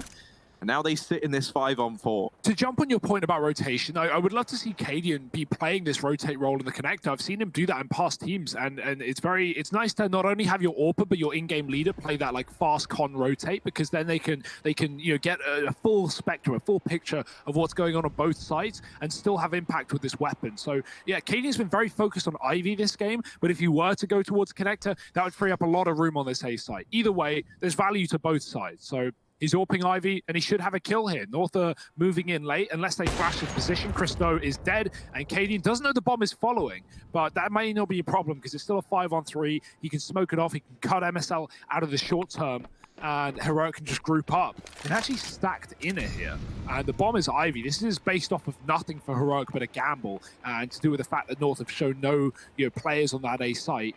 They've also killed an Ivy lurk in the form of Christo. He's always been there on these B plays for North. So for Heroic, it's screaming a B play, but in reality, it's anything but. Yeah, this is a little bit scary now as a result. The one thing that might help out is Borup is still in pop, so he might be able to save Cadian when AZ tries to come in on this wrap. And now the rotations have come through. Cadian has heard these flashes. He knows that something's going down at Ivy. He doesn't have an idea on specifics, and well, Stown, actually a master of dealing with this play, gets into the site, drops both the Ivy players, and AZ never even gets a chance to wrap from main. Oh goodness, AZ, he goes down after time, and this should be a very hard one for North to recover now. AZ at least had a bit of extra cash lying around. It's not the end of the world that he goes down after time. But with 15 on the board for Heroic, this one starting to feel like it could be a done deal. North, can they salvage this? They need 6 in a row. It's not going to be easy thus far. They've not really managed to accomplish much here over on this T side, and now they need to accomplish more than ever. And a man down. This isn't. I'm not building up the best comeback story here for North. I think you're building up. You're building up the reality, Harry. Right? This is a map that I think if North are going to lose a map in the series, it would be this. They have a very good chance to win Vertigo. Of course, Heroic are going to be prepared on it, right? Like as Blair said, they let it slip in the veto. But you know, if North aren't feeling confident on Vertigo, then I have nothing else to say. You know, that's their map pick. That's where they should be finding success. Heroic right now are only 3 kills away from pushing us over the edge on their pick. And, well, that doesn't seem like it's going to be all too difficult. Tess says on Ivy. Crucial position here. That's where the bomb is coming from, and 2 players of North. He's gone above green. This is a good spot to play considering he's low. Can take a headshot angle. Gade, he's crept out. He's got a timing. He's got a gap, and no one's got any idea. Gade dropping the Ivy play. That opens up the play now for the bomb, but Cadian's shut it down. Trade is quick from AZ. Gade is still in the yard, but doesn't realize they're in main. He's considering it, but that is all it is, a consideration, and Borup has not given him the information that would mean Gade just hang around here forever. He's still just sitting sandwich side. The bomb's planted for him. No reason to move now, and AZ can start hunting for those other rotations, both through Con. AZ's hit the first Borup, gone, and gonna get Gade as well. It's just AZ in the site, 1-on-2 for the map. Heroic in a 2-on-1 retake. Great flash, and Stan gonna peek off the back of it. He's got the round, he's got the map. Heroic have got 16, and that is it. Locked in. Vertigo around the corner on the horizon. North's picking the series, and one that they've certainly made a mainstay of their map pool. So I don't know where this is going now. I'm really excited. I think this series is just getting more and more, important as the maps go on. Yeah, I mean, that is kind of how it works, right? Yeah. And,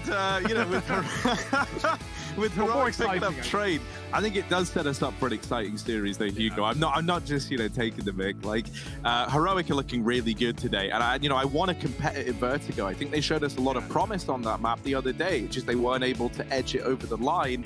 I do think that with how they were kind of structuring their Vertigo, with how they were playing, I noticed some similarities between them and North. So I am actually really excited to see how this Vertigo matchup stacks up. Speaking of that, you're gonna have to join us for it after a quick break. So stick around and don't go anywhere.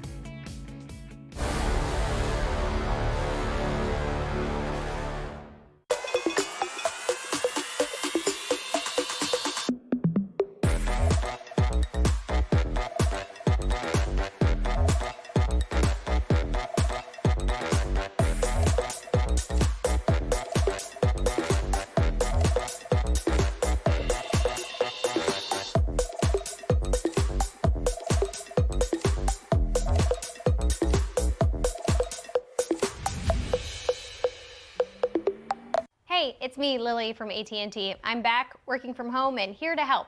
Hey, Lily, I'm hearing a lot about 5G. Should I be getting excited? Depends. Are you gonna want faster speeds? I will. More reliability? Oh, also yes. Better response times? Definitely. Are you gonna be making sourdough bread? Oh, is that 5G related? No, it's just like, why is everyone making sourdough now? But yes, you're gonna want 5G. AT&T is building 5G on America's best network. Visit att.com to learn more.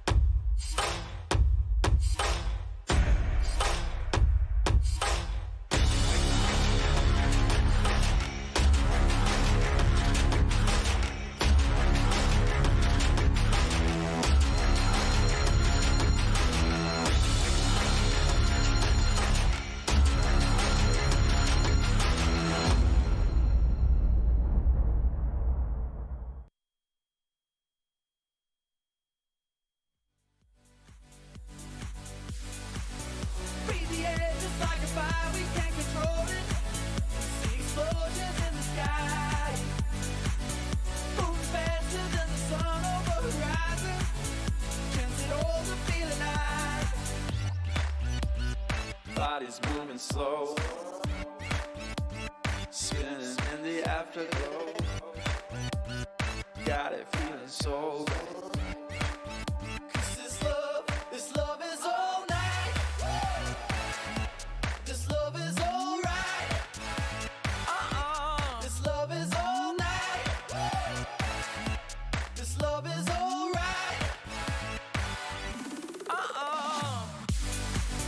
Breathe the air just like a fire, we can't control it. See explosions in the sky. Boom faster than the sun over horizon. Chance it all to feel alive. Breathe the air just like a fire, we can't control it. See explosions in the sky. Boom faster than the sun over horizon. Chance it all to feel alive. Body's moving slow, spinning in the afterglow, dancing till the daylight. 'Cause this love is all night. This love is all right. This love is all night. This love is all right. Breathe the air just like a fire, we can't control it.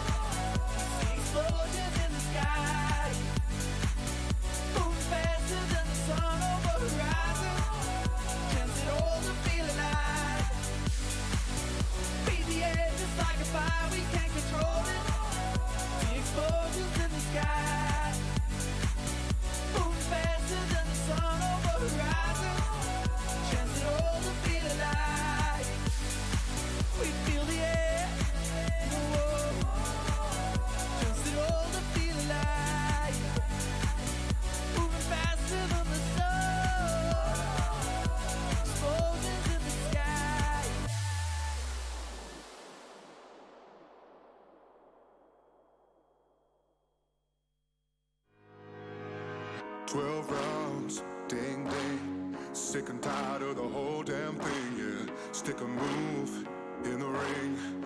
You can hit me with the words you fling now. You're never gonna keep me down. You're never gonna keep me down. No, no, no.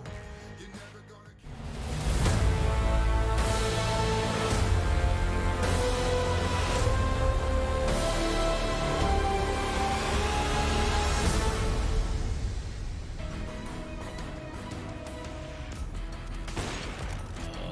Well, we do have the result of our first map, and of course, I'm going to accidentally refresh everything that I wasn't supposed to refresh, but I got it all figured out in the end. Sort of like Heroic, 16-9 on the first map of Train, going their way heavy-handedly, 9 rounds in the first half, and then they just weren't able to be stopped. If you look at the second half, 7-3 was how that one all kind of came together. And of course, for this one to come together, I have to be doing it with my co-host. That's going to be both Sudin and Christine, who are very, very opinionated about the matchup at hand. Now, Christine, I think now would be the time to open the floor with whatever controversial statements you may have to say.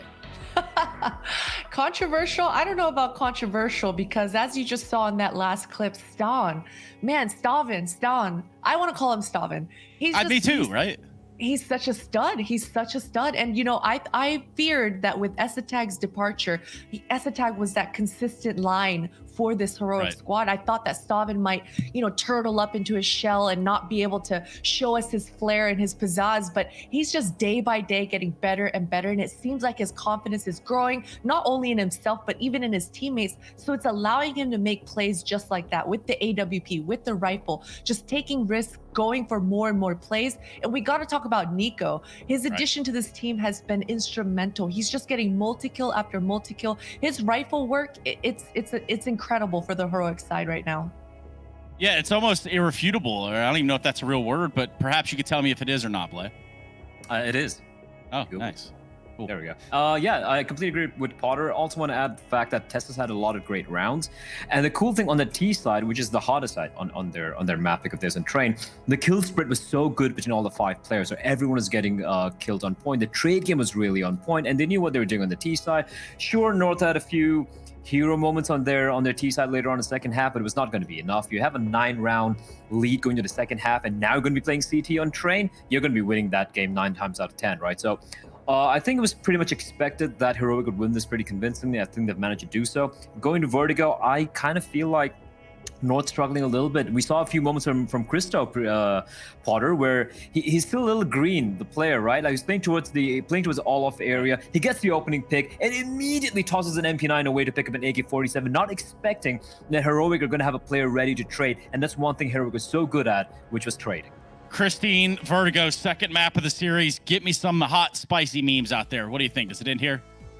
You know, I'm looking straight at Gade. I think Gade and Vertigo, these two go hand in hand. And although Gade, he's not going to be at the top of the leaderboard, he's the entry. And I love the spacing that he provides for this north side of things. So if Gade is having a good game, especially towards that A ramp, he starts taking more risks. He starts bullying the A players. And so I think North, they really need Gade to step up his game and start going for those entries towards that A bomb site. Yes, and speaking of entries, this is our exit. So perhaps we will get to watch the conclusion of this series now, or will we go to 3? We don't know. Vertigo is on the cards when we come back to the DreamHack Masters Spring 2020, and that'll be just a few minutes. We're going to jump straight back into it with Harry and Hugo. We'll see you there.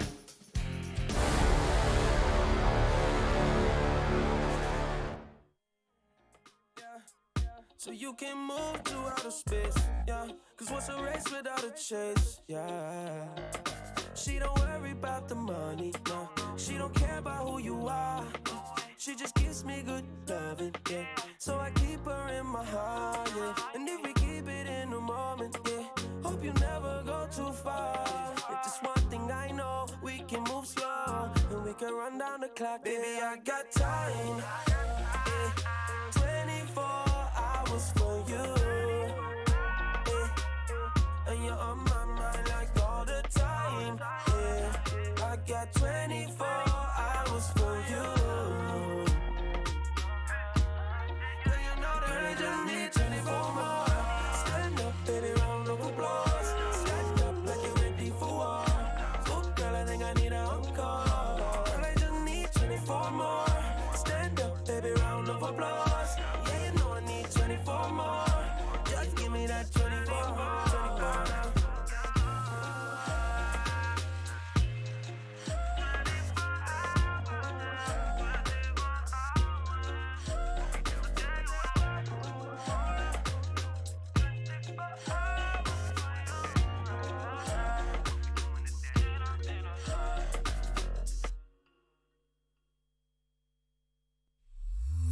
Come have a good time, I fi drop it low. No need for rush now, come and take it slow. You can lead now, come and show the way. With it a jump up, party till late. Me see a jump up and inna the ear. Another jump up, we no have a key. Let go the day, come step inna the night. While I wine go till the morning light. La la la la, moving right. Da da da da, we so tight. La la la la, feel the fire. Drop it till it gets slow. La la la la, moving right. Da da da da, we so tight. La la la la, feel the fire. Drop it till it gets slow. Drop, drop, drop, drop to the beat. Drop, drop, drop to the beat. Drop, drop, drop, drop to the beat. Drop, drop, drop to the beat. Drop, drop, drop, drop to the beat. Drop, drop, drop to the beat. Drop, drop, drop, drop to the beat. Drop it down low.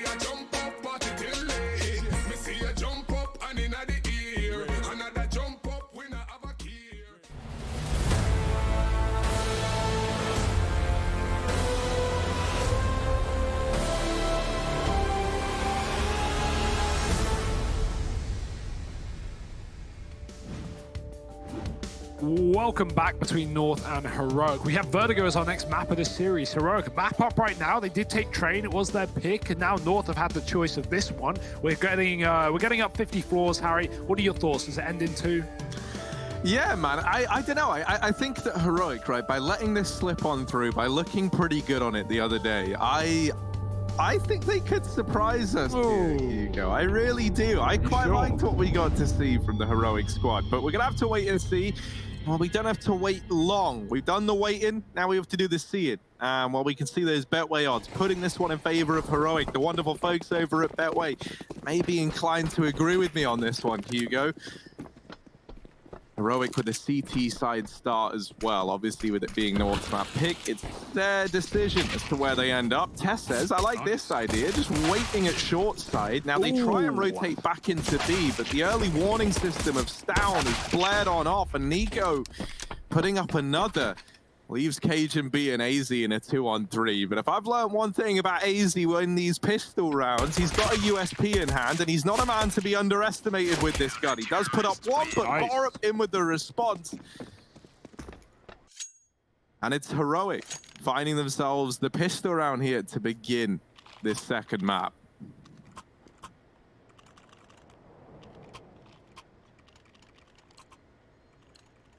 Certainly a strong start. I like the aggression as well, right? Like North try and throw a bit of an A fake. They send Cristo up quickly and then they commit towards B, but they weren't ready for the double setup, right? Stown dying and then Nico being on the stairs, getting away with another trade. Like that's a lot of players towards B that North were not prepared to see, and now it will just be down to the Glocks. Stown spinning around on the stairwell, making noise. And the run boost is in. He won't let them get away with it. Stown's so ready. He might have even heard them from the bottom of the stairs throw that player over the top. And shots midair will send them flying back down. Stown wants to be careful. He needs to stay alive. Borup's been killed by the Glock. Stown doesn't want to fall to the same fate. So a rotation in the form of Nico here to make some money with that UMP. If Stown doesn't steal the kills away, Nico will get one. But it's going to be a done round anyway. Heroic 2-0 up. Nice start. Worth noting, if we look at the numbers coming into this game, both of these teams have slightly better CT sides on Vertigo. For Heroic, they've only played 2 maps though, so we don't really have a sample size. But North, they've played plenty of games on this map. Worth noting as well, G2 also in this group, also teams that North played back at at Road to Rio. G2, they beat Heroic yesterday on this map, but North, they beat G2 on this map, so that's something to keep in mind here. Although, it's not always as clear cut as, this team beats this team, so that team is better than that team, It's like results change depending on maps, depending on days, depending on the series at hand and the importance of it. North know they need this map right now, because if not, they're going to fall short and get 2-0'd side of this series. A late A execute, lots of B nades early, and a man advantage for North. They group up on this A site. There's only Tessa's here, but Nico is coming. Yeah, that's the thing right here in this group. Astralis might be safe right now, but any one of these three teams can continue. So yeah, all the series have gotten that much more important as a result. Tessa's holding on to short side with this Famous, and Cage and B just sneaking down beneath him, but not for long. Tessa's double peeking in, however. There's another man offering himself up. Thankfully, Borup has kept this one even. At this point, North are wondering, like, how many more players are there in this clown car at short, man? Like, one comes out, then another, then a third. And then there was actually a fourth man back inside of the site that they're able to deal with as well. They walk into that heavy A stack, and they actually come out on top, which is a good look for North. And as Bless said on the desk just a minute ago, you know, like something Heroic was so good at on train, and that's shown again here, is the trading. It's the ability to have good spacing and not let a kill go, you know, down without, you know, an instant response. And they do that on short there. They have 3 players. Like, Clown Car's a great metaphor, Harry. They just keep appearing. And North, they just keep killing. But right now, it's a mad advantage for KD and dropping K-Jun down on the A side of things. It's going to be a ladder walk. Oh, actually, no, it's a ladder kill rather, not on short. KD is going to get out of there with the AK, shuffling guns out of this round. Smart play, considering his team don't have weapons. So he's actually given an AK to Borup here, who only had a P250. Or a Deagle. That's a massive upgrade. And Nico's even pushed B as well. Christo may be considering it, but distraction is there in the form of Stown. And now a double flank coming through. North are trying to hit the A site. They're walking up to a triple setup. Everywhere they go is full of Danes. And not friendly Danes, not their teammates, no. Merely their enemies. AZ, Molly, won't work. Actually, it does. Borup eventually gets cleaned up. It's a very late kill. AZ now in a clutch. He can't compete. It's down on the flank, and Heroic find a third. That's a really nice round for Heroic. Just all over the map, constantly pushing, getting in the way, not letting North do what they want to do, right? And that's crucial. We already saw from the pistol round that North's plan is to be a little bit annoying in this game, right? You know, throwing the bomb of B and running up A and then faking that site to hit B late. I mean, Heroic, they know the strat book. They don't want to fall for any of these shenanigans. And so 3-1 lead is certainly going to help. Pistols out for North, and somehow they find a kill with a Glock. And a dink onto Stown as well. It's getting a little bit scary, but the flashes have come in from mid, and that leaves everyone pretty blind. Another Glock kill, but this is where they do run dry. 4 on the board for Heroic. This is already a nice little CT side start. Not sure how the Glocks get away with so much there in that round. Not really. Probably not helped by the fact that one of the players does fall down the ramp and, you know, kind of falls into the lion's den, as it were. North back in with rifles. There is an AWP in Cadian's hand this round, and he's taking it over here towards ramp to go for an aggro peek. There's a lot of players on the other side for him to find. A double nade lineup here for short side. That's a neat little idea.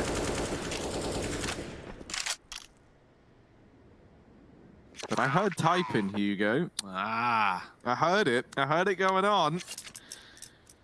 And there is some typing going on in chat. This was caused by a TS crash.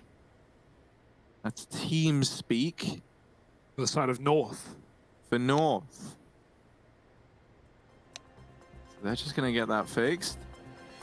I want to see that double nade. I want to see if it comes into any effect. One thing that to keep in mind. Mate, I'm a little bit upset if I'm Heroic there, right? Giving that away, right? We throw our little double nade that I haven't seen throwing before out, and then you know doesn't find any damage. I mean, how much more frustrating would it have been if it had found damage? Yeah. And then well, the round might not have restarted. That's the key. Exactly. Depends on the damage comes, Harry. That's what I think what's important to remember, and something Heroic are definitely going to be keeping in mind, probably the reason behind the nades is what North will do on this A site is they'll often send AZ, if he has a spawn, really quickly into short. He'll hide tarp. North will get smoked off at bottom ramp. They'll spam the smoke. They'll wait a good amount of 10-15 seconds until the CTs think, okay, North are trapped behind the smoke, and then they'll throw a pop flash, and AZ will come out of the short side and appear out of nowhere and kill the ramp players. Now, obviously, all of that is contingent on, Heroic not getting aggressive, Heroic not clearing him or smoking him, but, we saw that little trick that North ran 2 or 3 times against G2 off the back of AZ's spawn. He went there a lot, and he didn't always go out with a flash. Sometimes he just waited till his team joined him, but,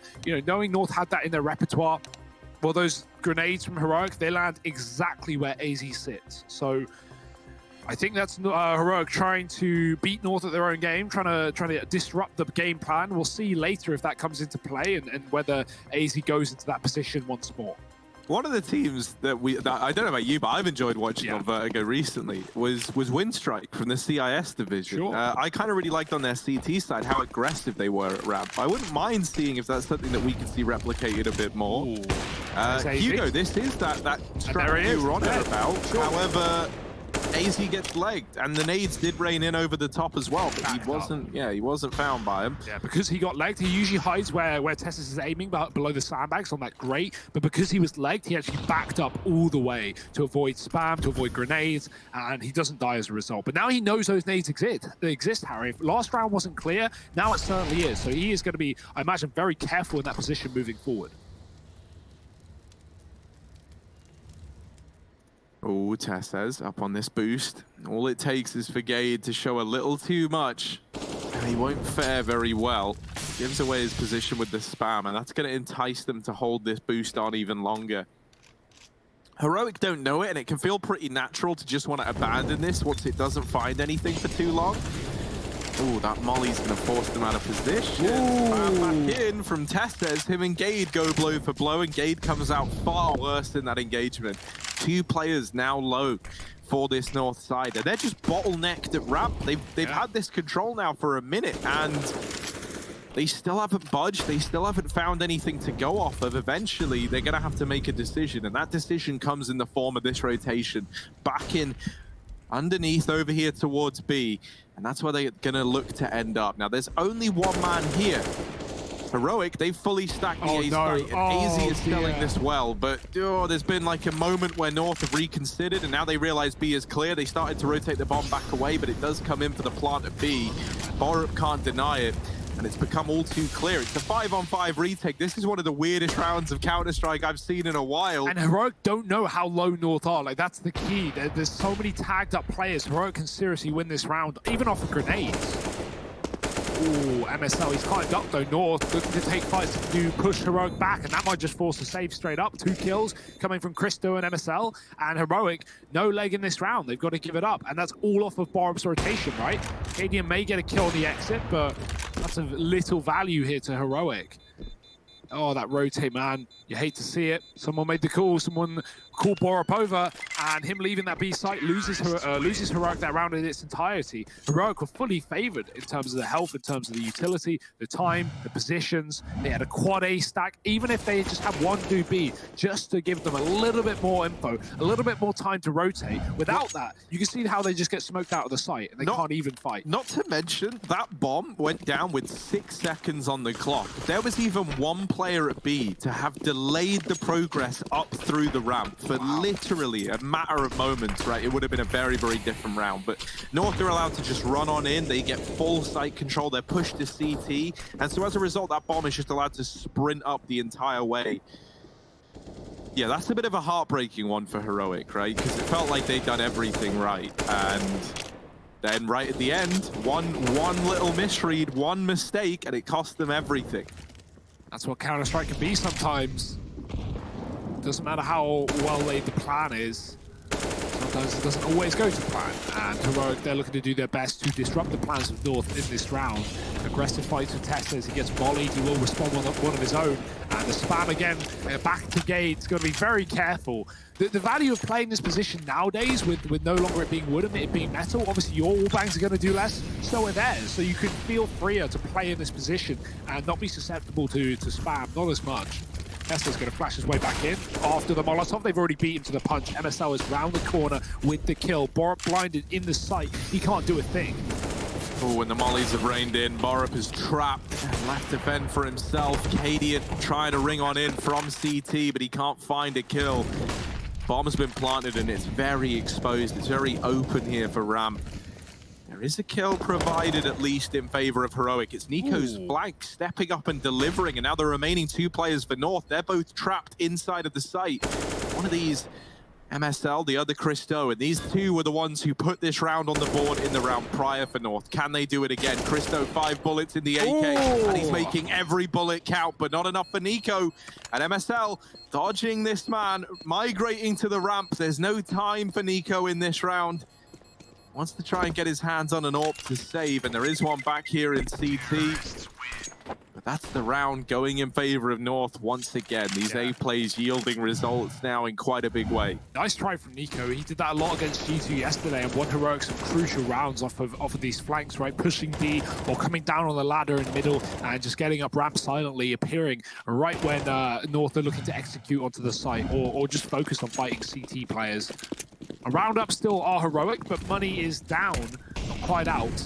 Nico is setting up his teammate in middle. What's this setup here? We got a two-man peak for Heroic. That's it. I think it's Tessus and Nico there, so see if that has any effect later on. There is no one going mid right now, but Christo's climbing up the stairs, and KD's got a sight towards A. Deep Molotov is a good response from North to deal with that close smoke. It lets them cross towards short side, and now KD needs to vacate this position, because again, at any point, North could appear through the top. Doesn't want that to happen. Here's that double setup. Nico swings off a Tessus in contact, but he only gets one each. The trades are good, and mid has been controlled by North. They now can look elsewhere. They know Heroic are going to be scared about that position for the rest of the round after that double peak. Cadian even starting to clear out the A site as well. AZ's going to get aggressive, and it will not work out. Heroic, man up. Oh, Cadian's looked away, and MSL found the kill. That's perfect timing. It's given a plant to North, and now a 2-on-2 retake with Stown and Borup. One man coming in on this lower rotation, the other Stown over towards elevators.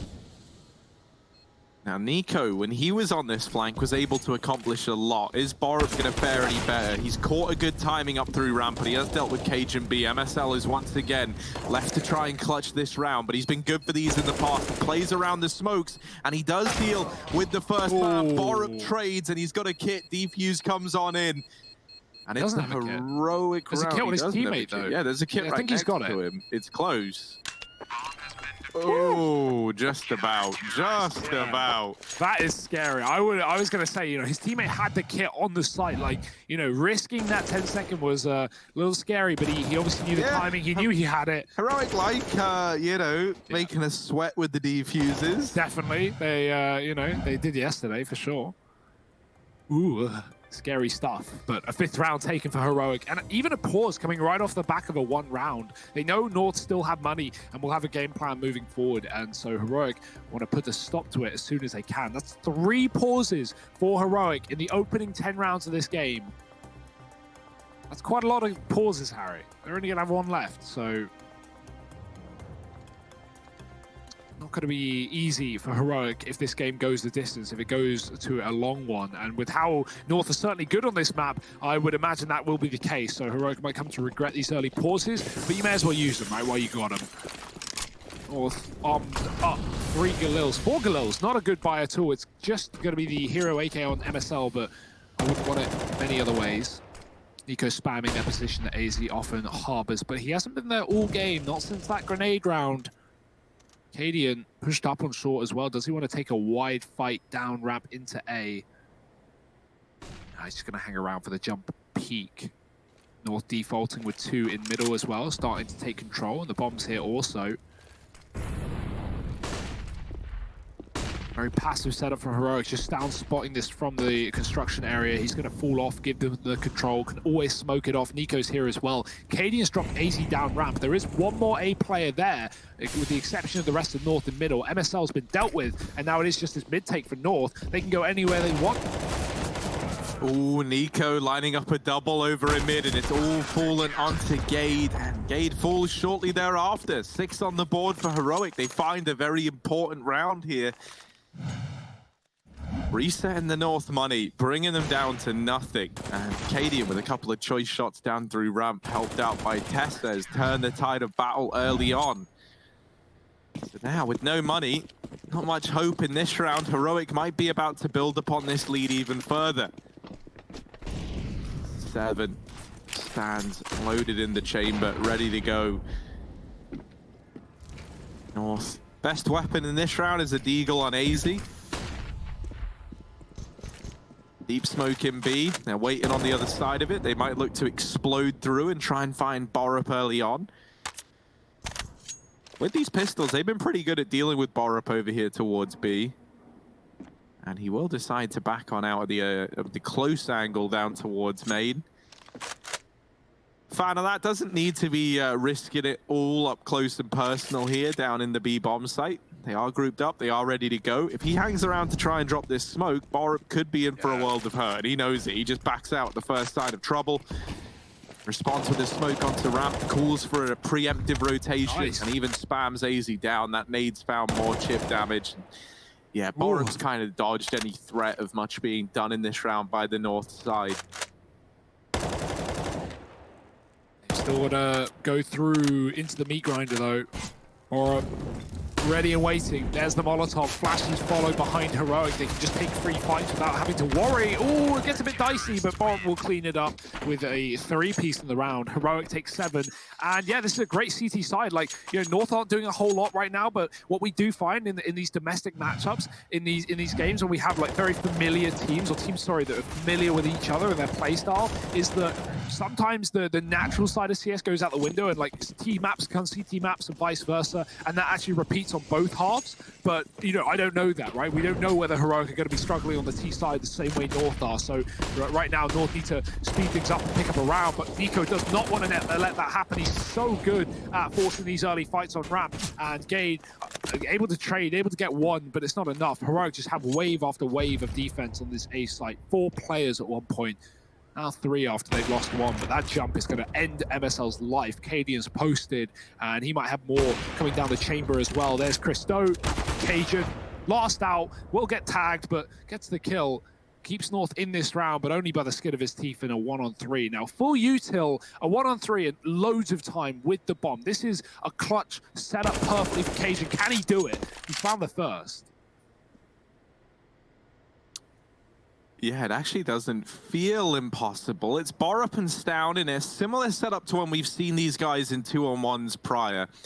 Normally it's MSL finding themselves in these kind of clutch roles, but this time it's Cajun entrusted with the clutch. He will find Stown through the wall. Now Borup has been coming in on a wrap this entire time, but it's been pretty slow. He's been sneaking in and was early on holding for a potential B flank. Now he knows that's not the case, but here's the problem. Cajun has the read. He's dealt with Borup on these wraps before. And so he's more than aware that this is a possibility. Cajun B on for a stellar clutch here. Borup going to smoke the bomb, taps it. That's going to bake the peek out from Cajun, but Borup backing up into his crop there. Actually, they just missed each other. Bit of damage exchange through the smoke, and Borup dropping a nade. Even more damage onto Cajun. He gets the kill, and it's going to be very, very close, but I think he's got it just about. It's 8 on the board for Heroic. Borup narrowly winning that 1v1. A really nice try from Cajun B, but Borup, man, he was in full control. You definitely got to give a shout out to Cajun there. Like, not only making that round really, really profitable for North in terms of, you know, getting a bomb part, getting 3 kills on Heroic, but I love the one-on-one post bomb, right? He plants for ramp, he plants for short, he realizes Borup's on the flank, and then he plays a position where he can't stop the bomb from getting defused. That looks dangerous, but, you know, he's getting in the head of Borup. Borup doesn't have that smoke there. Cajun probably just wins the round because there's no way that Borup gets out of the site in time. Now it's just a fast play with Tech 9s, and, well, these are not the best guns for North.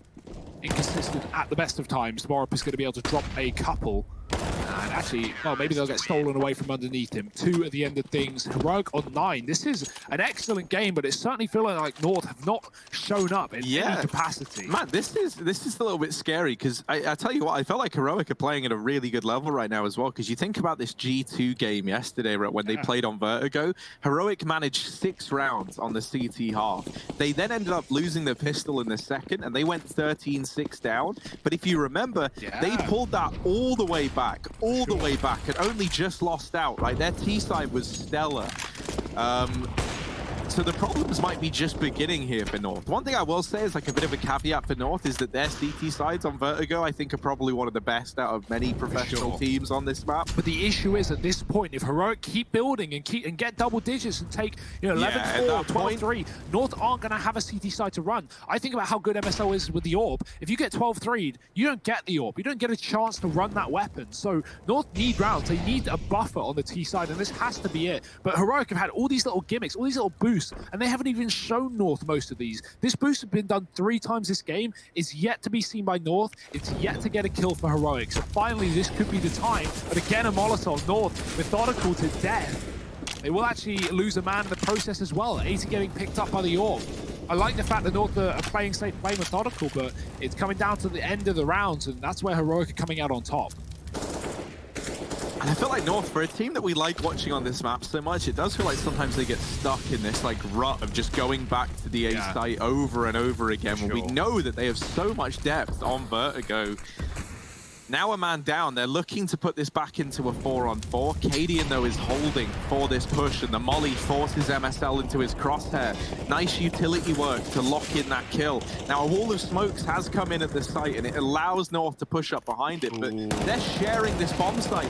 This is shared accommodation, and Testes is the least kind of landlords. He shuts it all down, along with Cadian and Nico. And Heroic, 10 on the board.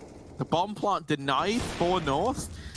And this is looking like it could have 2-0 written all over it, Hugo, with Heroic pulling it off right now. A tactical pause called in for the North side. They're first in this T half of play, and it's 14 rounds deep with only 3 rounds to their name. Yeah, we are. You mentioned that, Harry, and I think it's a great point. We have seen a lot of teams when they are typically good Vertigo teams. G2 did this, for example, and they're having a rough game. They're having a game on the T side where things aren't working. You're getting shut out of the round. You're losing clutches. Things aren't perfect, and they just default back into A round after round after round to no avail, to no success, to no progress from some of these previous rounds. And that's what lost G2 a game in RTR as well. I can't remember which one, but yeah, it's happening to North right now on the T side. They've had a lot of A hits. They're going to go back to it as well. You can see Christo already lining up that short smoke. We haven't seen any... Think of the pistol. Think of the pistol. North faked A and went B. It worked wonderfully. Why have we not had anything like that since that point? Like, in terms of forcing rotations, they've done a good job. The only time North have felt good is when they forced rotations, when they played the mind games with Heroic. If you're going down to head-to-head fights or smoke spams or A executes, Heroic are winning every single time. So North, you know, they're running out of chances, but I would love to see in these last couple of rounds an attempt at the A fake and to hit B or even some mid control with heavy numbers. Obviously, that's been something North have attempted and been shut out by this Orb numerous times. Cadian is here once again, and he has the same in mind, dropping Cajun, no trade for North. They are hitting B with that one lurk in middle, and they've got to go fast as well. Christo leading the charge with the Galil, and instantly removed by Bob. The flashes are good. Heroic lose a man, but they're still up in a 4-on-2, and Gade with the bomb is on 20 health. If he dies, this round is done. That's seeming more than likely. AZ has come to join him with a flashbang, but it misses, and Gade will get grenaded. AZ alone, they know where he is, and this should be Heroic on 11. Ooh, this is grueling for North right now. 11, as you say, Hugo, appearing on that tally for the Heroic squad. And this is a very valiant effort from the Heroic boys to try and get this one done in 2. And things are really looking good for that to happen.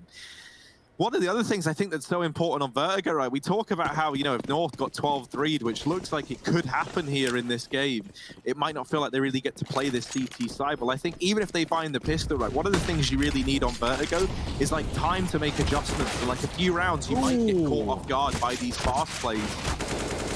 And you kind of need that buffer to safeguard yourself. Now, in this round, they have picked up a man advantage, and they're really pressuring this aggressive ramp hold. They're looking to punish Heroic for going aggro in round 15.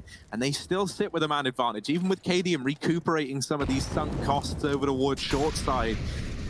It's still leaning in the advantage of North. Cadian's actually getting aggressive. He might catch the timing here. Gade up on top of the cinder blocks, deals with Borup, who runs on in to his demise. North with a shot at putting up a 4th on the board before this half draws to a close.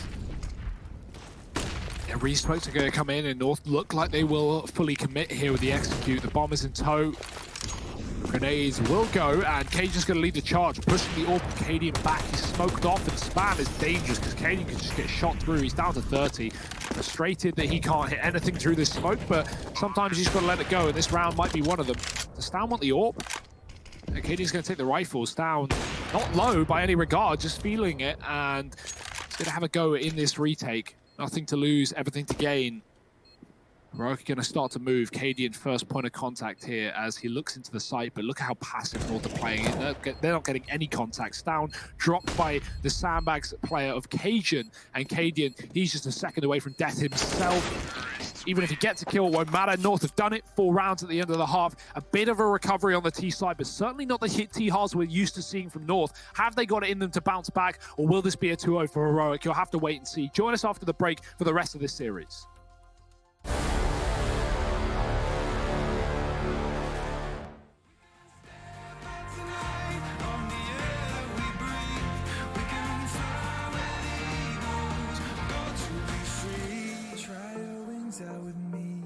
Cause you know I believe we can fly where the eagles go to be free. We can step out tonight on the air that we breathe. We can fly where the eagles go to be free.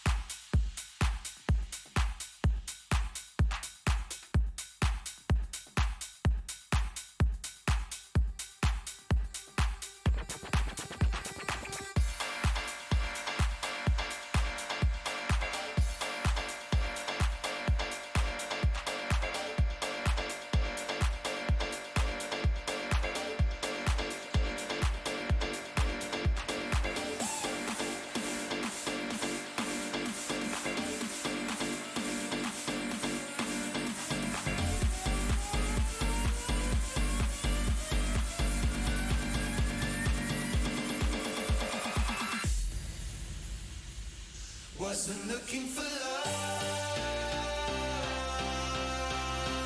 tonight. Wasn't looking for love tonight.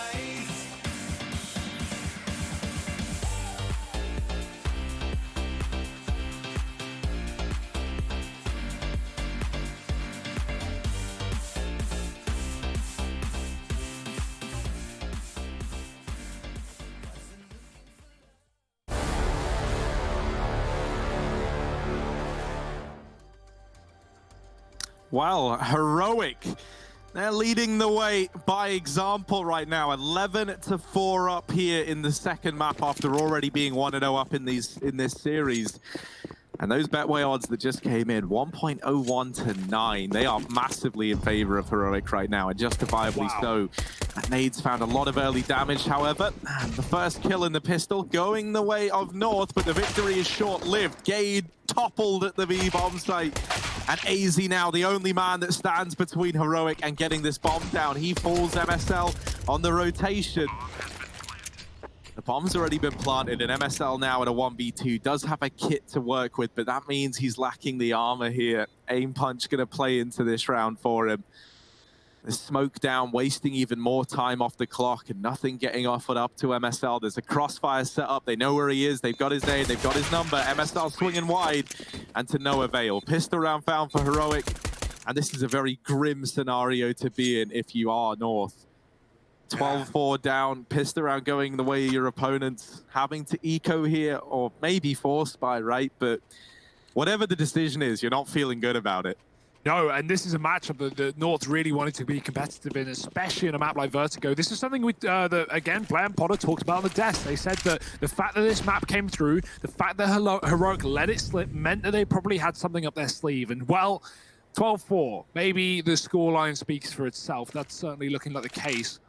North right now looking like they're going to lose this series, and that would you agree, Harry? I don't know, we're not the be-all and end-all, but let's have this conversation on this eco. Would that put Heroic as the second best Danish team? Obviously Mad Lions in the mix here, looking good recently.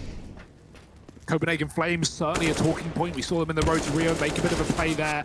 And so, you know, there is certainly a lot of talent, but Heroic right now, this is more than dominant. This eco, however, is getting out of control. USP is finding 2 kills in B. Stown does trade in middle. 3-on-4 in favor of North, and 1 gun picked up. That's all they've got to play with right now. They're going to throw a full rotation the way of A, but Cadian has already cleaned up this site. He's already here, killing Cajun. 3-on-3. Heroic will be able to plant the bomb, and that's where things get ultimately very difficult for North.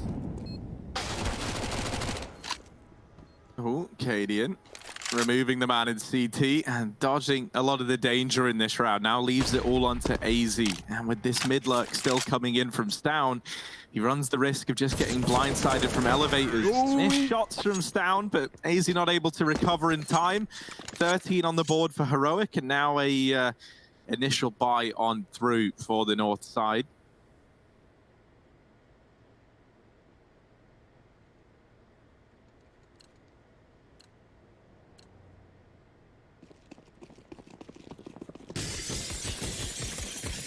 Weapons out in full force now for North, and one last attempt to keep the dream alive in this series. Heroic trying to settle it all with a B play, and North, they stack 3 over towards A early on. They rotate them away, and that's because Christo hasn't seen anything at ramp on his peak. They're already aware that this is likely a B play, but Nico deep in the site gets away with a lot of damage. Not a kill on the back of it, though. The molly's raining in, and that's going to trap a man. AZ, ooh, he's stuck. He gets burnt down to 21 points of health.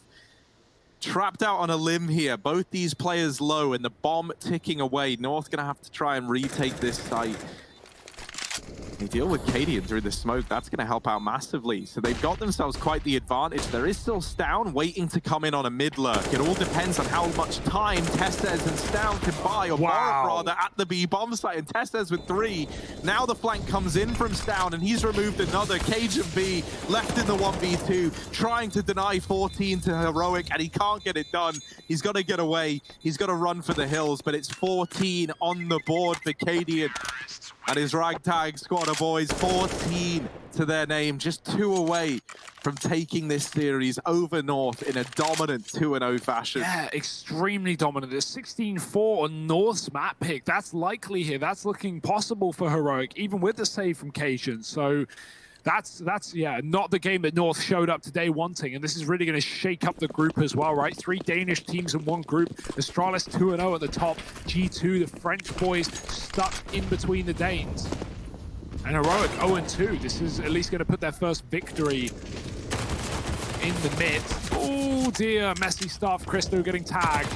Get away. Oh my god, he's hanging around. And yeah, Christo, sorry buddy, you deserved that one. Taking the second shot, giving away his position, and Cadian takes him down despite being on 5. 14-4 and 4-on-3. Heroic head towards B. Or do they? Yeah, they make a lot of noise in this rotation. Oh, no. They've slowed right down. MSL's tried to go aggressive down here at ramp, but MSL's thinking, I'm coming in on a big lurk. This is the... Oh, no. Tessa's out at ramp, and he was holding for it. It's a bait and switch from Heroic. They make noise on the rotation to B. They force a... well, they don't force, but they, like, encourage a flank from someone on North, right? They tempt them in. They say, oh, you hear us going to B. You want to come get the information. They wait patiently for it, and with so much time left, right, they can just afford to wait all day. Now they get the information that Gade's at B, and they just immediately execute into the A site. I absolutely love the way that Heroic are approaching this map. It feels like we've already seen more from them on this T side than we got to see from North. And that's the sad thing. Like, I feel like North have such a deep strat book on this map, but it was just endless A takes from this squad. Heroic doing a great job of just giving away the information that they kind of want North to hear. And that is what a lot of Vertigo is just deciding what info you're going to give to your opponents and how you're going to use that.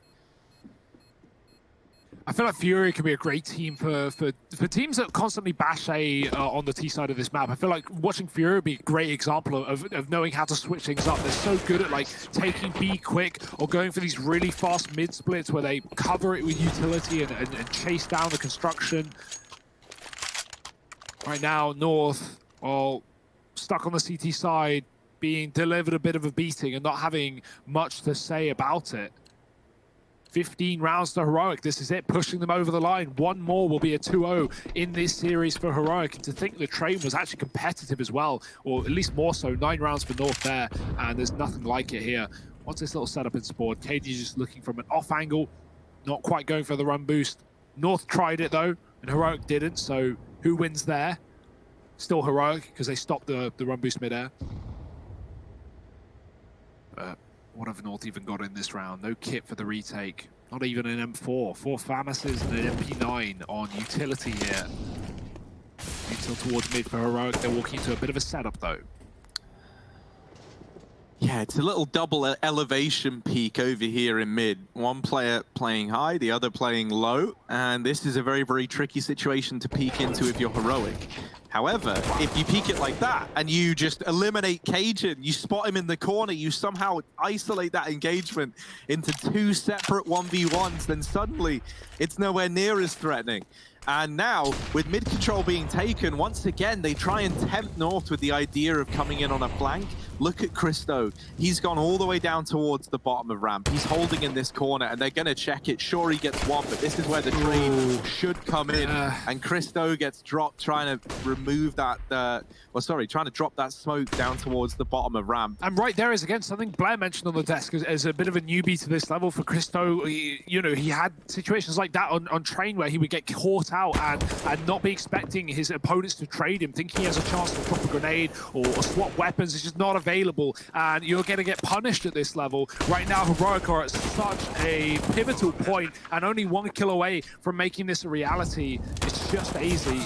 Not going to happen. He finds a couple, but that's going to be it. Heroic 2-0 the series. They take it away from North on their map pick in a dominant affair. 16-4 on Vertigo. Heroic, they've only got a couple maps played on this map, but I think it's going to become a mainstay of their pool at this rate if things continue in the way that we just saw. Yeah, I mean, we were kind of questioning, like with Heroic letting it through the pick bad stage, did they have something prepared? Did they have something up their sleeve? And yeah, I mean, I think Vertigo's starting to look like a great map for this squad. It really is. And I think that's one of the benefits they have to sit on, right, is having like a bit of an unknown entity in terms of the map pool. What have they been working on? What have they been putting the effort into? It's all showing up here. They just 2-0'd the North boys. So Heroic looking good. And that's this series done. It's dusted. It's quick. It's all over, Hugo. It's a 2-0. Heroic take it. So join us after a quick break. The analyst desk going to be breaking that one down. Almost nailed it. And then we got G2 Astralis later today. Ooh. Stick around.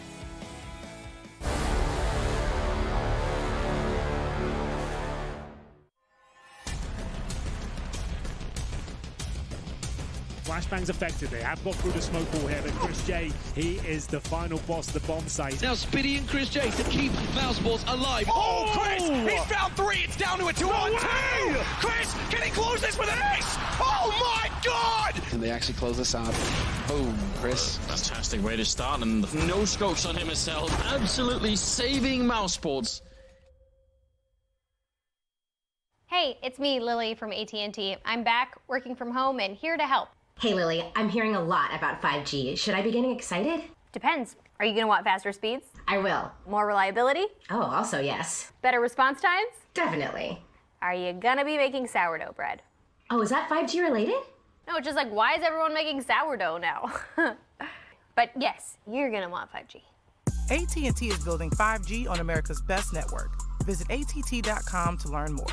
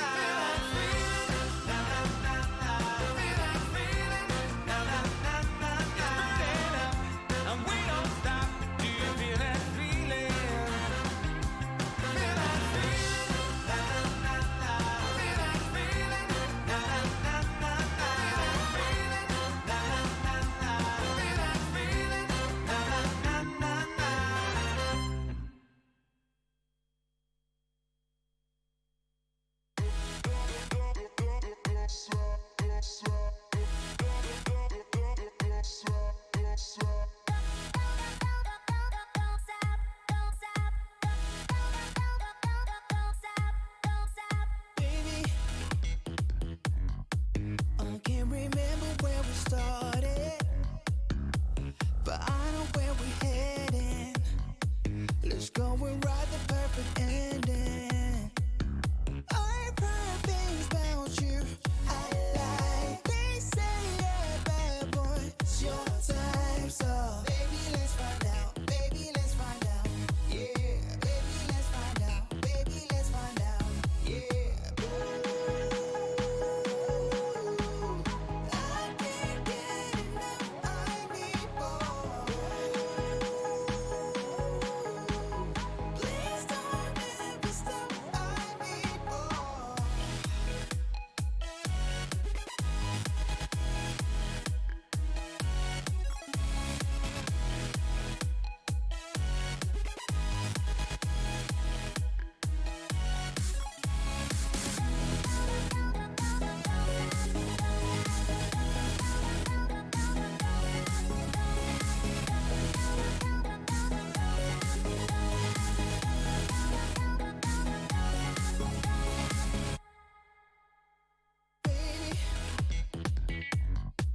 We gotta finish what we started. A feeling that is so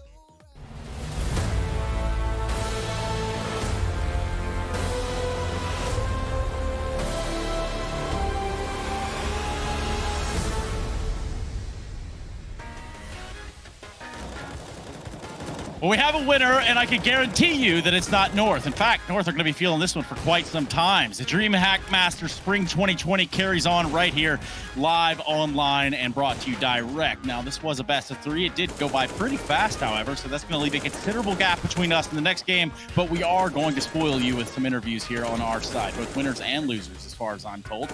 And with that said, we're going to go ahead and bring in Christine Potterchi and, of course, Sudan Wagyu Beef Bled. Now, we're going to bring them in right now and talk a little bit about their whole lives and, moreover, what they think about the tournament life of North. What happened? It's over. It's end of the road. On the bright side, they get to enjoy the break, which I think they desperately need. They seem to be mentally, I don't know, man. It's so many things going wrong here, and it's very clear to me that this was even. I felt this was even more one-sided than yesterday's dropping against Astralis, because this is Heroic, right? And Heroic came all guns a-blazing. They had a game plan in mind, and I really feel, Potter, that that little feeling I had that it baited North into going for the Vertigo pick. I really feel that was a game plan, and they just got completely schooled. The T-side fell flat. A couple of heroic moments here and there, ironically coming in from the side of North, but apart from that, it was just... Yes, just nothing overall, and it's kind of flat, albeit. And, Christine, I look at you here and I say, are you the Oracle? Just tell us. Did you know beforehand? I did know beforehand, yes. So I guess that makes me the Oracle. No, but it was clear once again yesterday that Heroic were very practiced on this map. They had a lot of good ideas. The executes just fell short. But today is a whole different story. And, I really appreciate the approach coming out of Heroic on their CT side of things. Most of the time on Vertigo right now, all the resources go towards that A ramp, all the utility, all the manpower, and you just generally have one player kind of spotting towards that B, because the attackers generally just don't even go B anyways. But this time around, Heroic, they put a lot of resources actually towards that B in the beginning of the first half to just close the doors on B and let North know, you know what, even if you want to tease us with this B, it's not happening. This bomb site is closed down for business, and they absolutely did just that. So I like the different sort of approach coming out of Heroic, and I love all the ideas coming out of this Heroic side. Yeah, and that would make sense. Of course, we should be getting an interview here any time now. But with that said, of course, this makes North go a little bit further south than they probably would have liked to adventure. In fact, they're out, but we do have to give commiserations, and we do have to say, thank you for participating within the DreamHack Master Spring 2020. It's been quite the short run, but it's been a good run nonetheless. They've been very how would I say this? They've participated in just in terms of providing interviews. So I just want to get out ahead of that and say thank you. It's about everything we've asked them to in terms of providing just that. Now, if we can move swiftly along, I actually see that a Borup is around, but I'm not entirely sure that he's ready. So I guess on that notion, Mr. Wagyu Beef, what would you like to say about this heroics? Oh, sorry, man. We're going to have to hold that for just 1 second. There is a ringer. There is a doorbell. Come on in. Ah, there he is. Borup. Hello, my friend. Nice to meet you. Nice to have you in our server. Thanks. Nice to be here. Hello. Nope. Can't hear him. Nope. All right. So here's what we're gonna do. I'm gonna ask a question to Blair while they figure this out. Now, Blair, answer it as best as you could the way you think Borup would answer it. Why was it easy to beat North today? Blair? I can hear him. Oh, you hear me now? Okay, great. Yeah. Great. Of course. Saved. Thank you. Of course. Yeah, now really get him off the hanger. Anyway, Borup, what's up, dude? Congratulations. You guys get to push forward a little bit further. What were you anticipating in today's game against North? I think we all knew we were going to win at some point. We didn't think it would be this one-sided, to be fair. But we had a nice game plan on both maps, especially on Vertigo.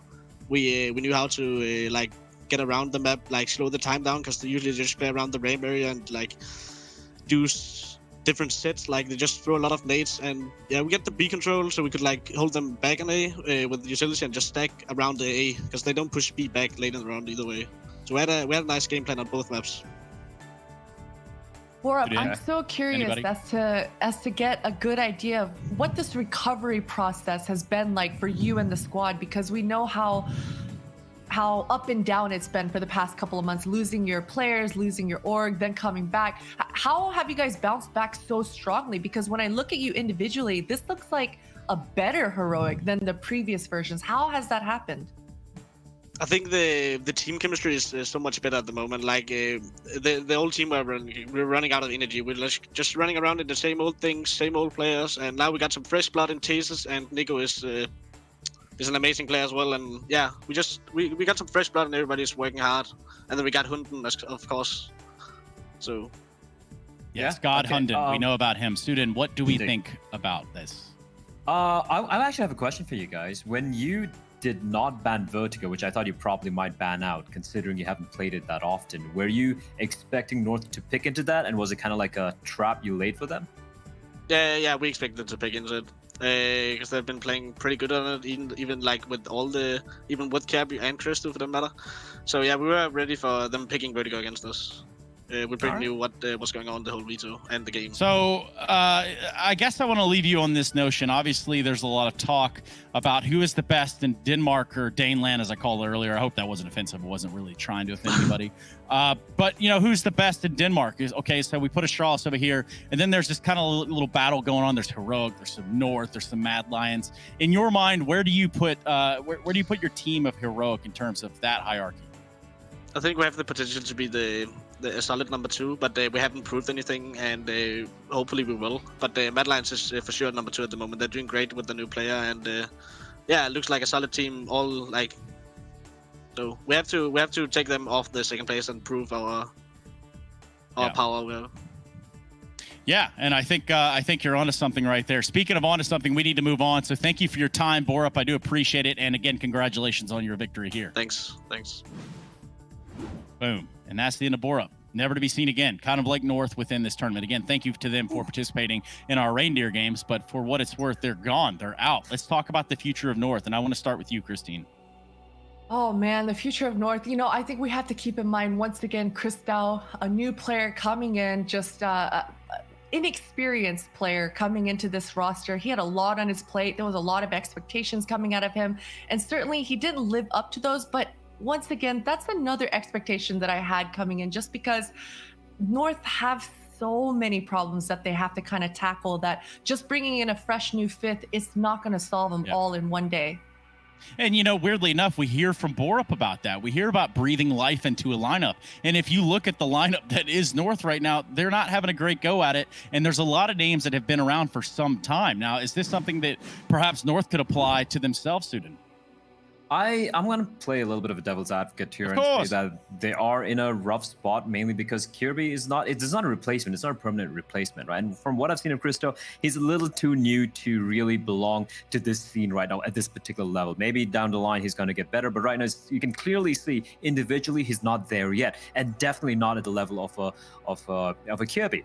Now, given what they have to work with, it's quite impressive. They had to play the road to Rio with Jumpy. They actually put up a pretty decent showing considering that they had to play with a coach, even beating G2. And then now here they put up a fight here and there. Sure, they lost a couple of close games. I think the first game was they won the first game against G2, in fact, which is a very good showing if you think about it. Then they got destroyed in the next two games. Fair enough. You got to give them that. But now it's more like, where do they go from here? I don't know. They need to wait for Kirby to come back. They're obviously waiting for that. Or are they going to make this like an Astralis sort of a setup where they have a proper sixth player, and then later on Kirby comes in and slots maybe a gate out? May not necessarily be the new player, right? That could be the potential future plan. But I think right now I think they need a breather. They've been at a handicap stage for like 3 weeks now, playing with Jumpy and then playing with Kristoff. Probably need to just go back to the drawing board. I wouldn't be too harsh with them, considering that they do have a very fresh stand-in. And they have been on a downturn, and mentally it can get exhausting, it can be frustrating. So yeah, I'm not going to be too harsh as Christine likes to be, because she can be a little mean to people. I don't know. I like that. Christine. I like the fire inside of you, Christine, and I want you to light it up right here, right now. And I'm pretty sure I already nailed some of the best memes, but of course for us to consider kind of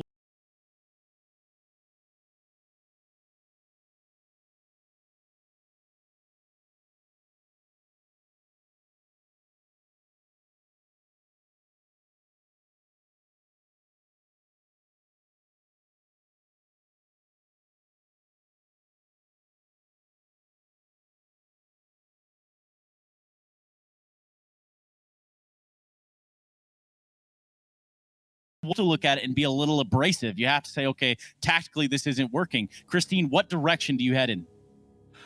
Man, that's such a tough one, and again, I don't want to bag on them too harshly. We have to remember they just won DreamHack Open Seville a few months ago in December 2019. Half a year ago. Almost half a year. Almost half a year ago. We've had quite an up and down 2020. There's been a lot of different curveballs thrown players. There's a lot of things going on, Christine. Yeah, there's a lot of things going on. So although it's been half a year, it doesn't quite feel like it's already been 6 months, So I gotta say, AZ, I did bag on him earlier. He had a lot of good rounds. He had a few good matches. They've got the pieces. That's what I'm trying to say, is that this North lineup, this North organization, they've got all the pieces that they're looking for, whether it be from the staff, from the players, individually speaking, on the talent basis. So they've got to figure out how to best utilize it and come up with a winning game plan, because so far for the past 2 years, the winning game plan has been very, very far away. It's not really a winning game plan if you don't win. I think that's the key ingredient to a winning game plan. It's just a game plan then. Yeah, it's just kind of like this is we're going to do things. Christine, we also took a note as to how things were going in the server. I hear you have a stats helix loaded up for us. Yes, I got a stats helix, and this is kind of gonna showcase the fact that the B bomb site, it was closed down for business, but this was the one shining light, the one good round, and a really nice call coming out of MSL, and I believe from Kristal as well. So I'm gonna go ahead and push play here, and you're gonna kind of see the amount of pressure and utility that Stavin and Borup are putting down towards this B bomb site. It's been like this from round one, where Stavin is instantly peeking, taking on duels, not allowing any of the North guys to gain any ground, gain any spacing. And there was a reset. Sorry about that. Let me go ahead and just fast forward. Oh, your fault, Christine. What were you thinking? I'm kidding. These things happen. It's fine. We can take timeouts for not only, internet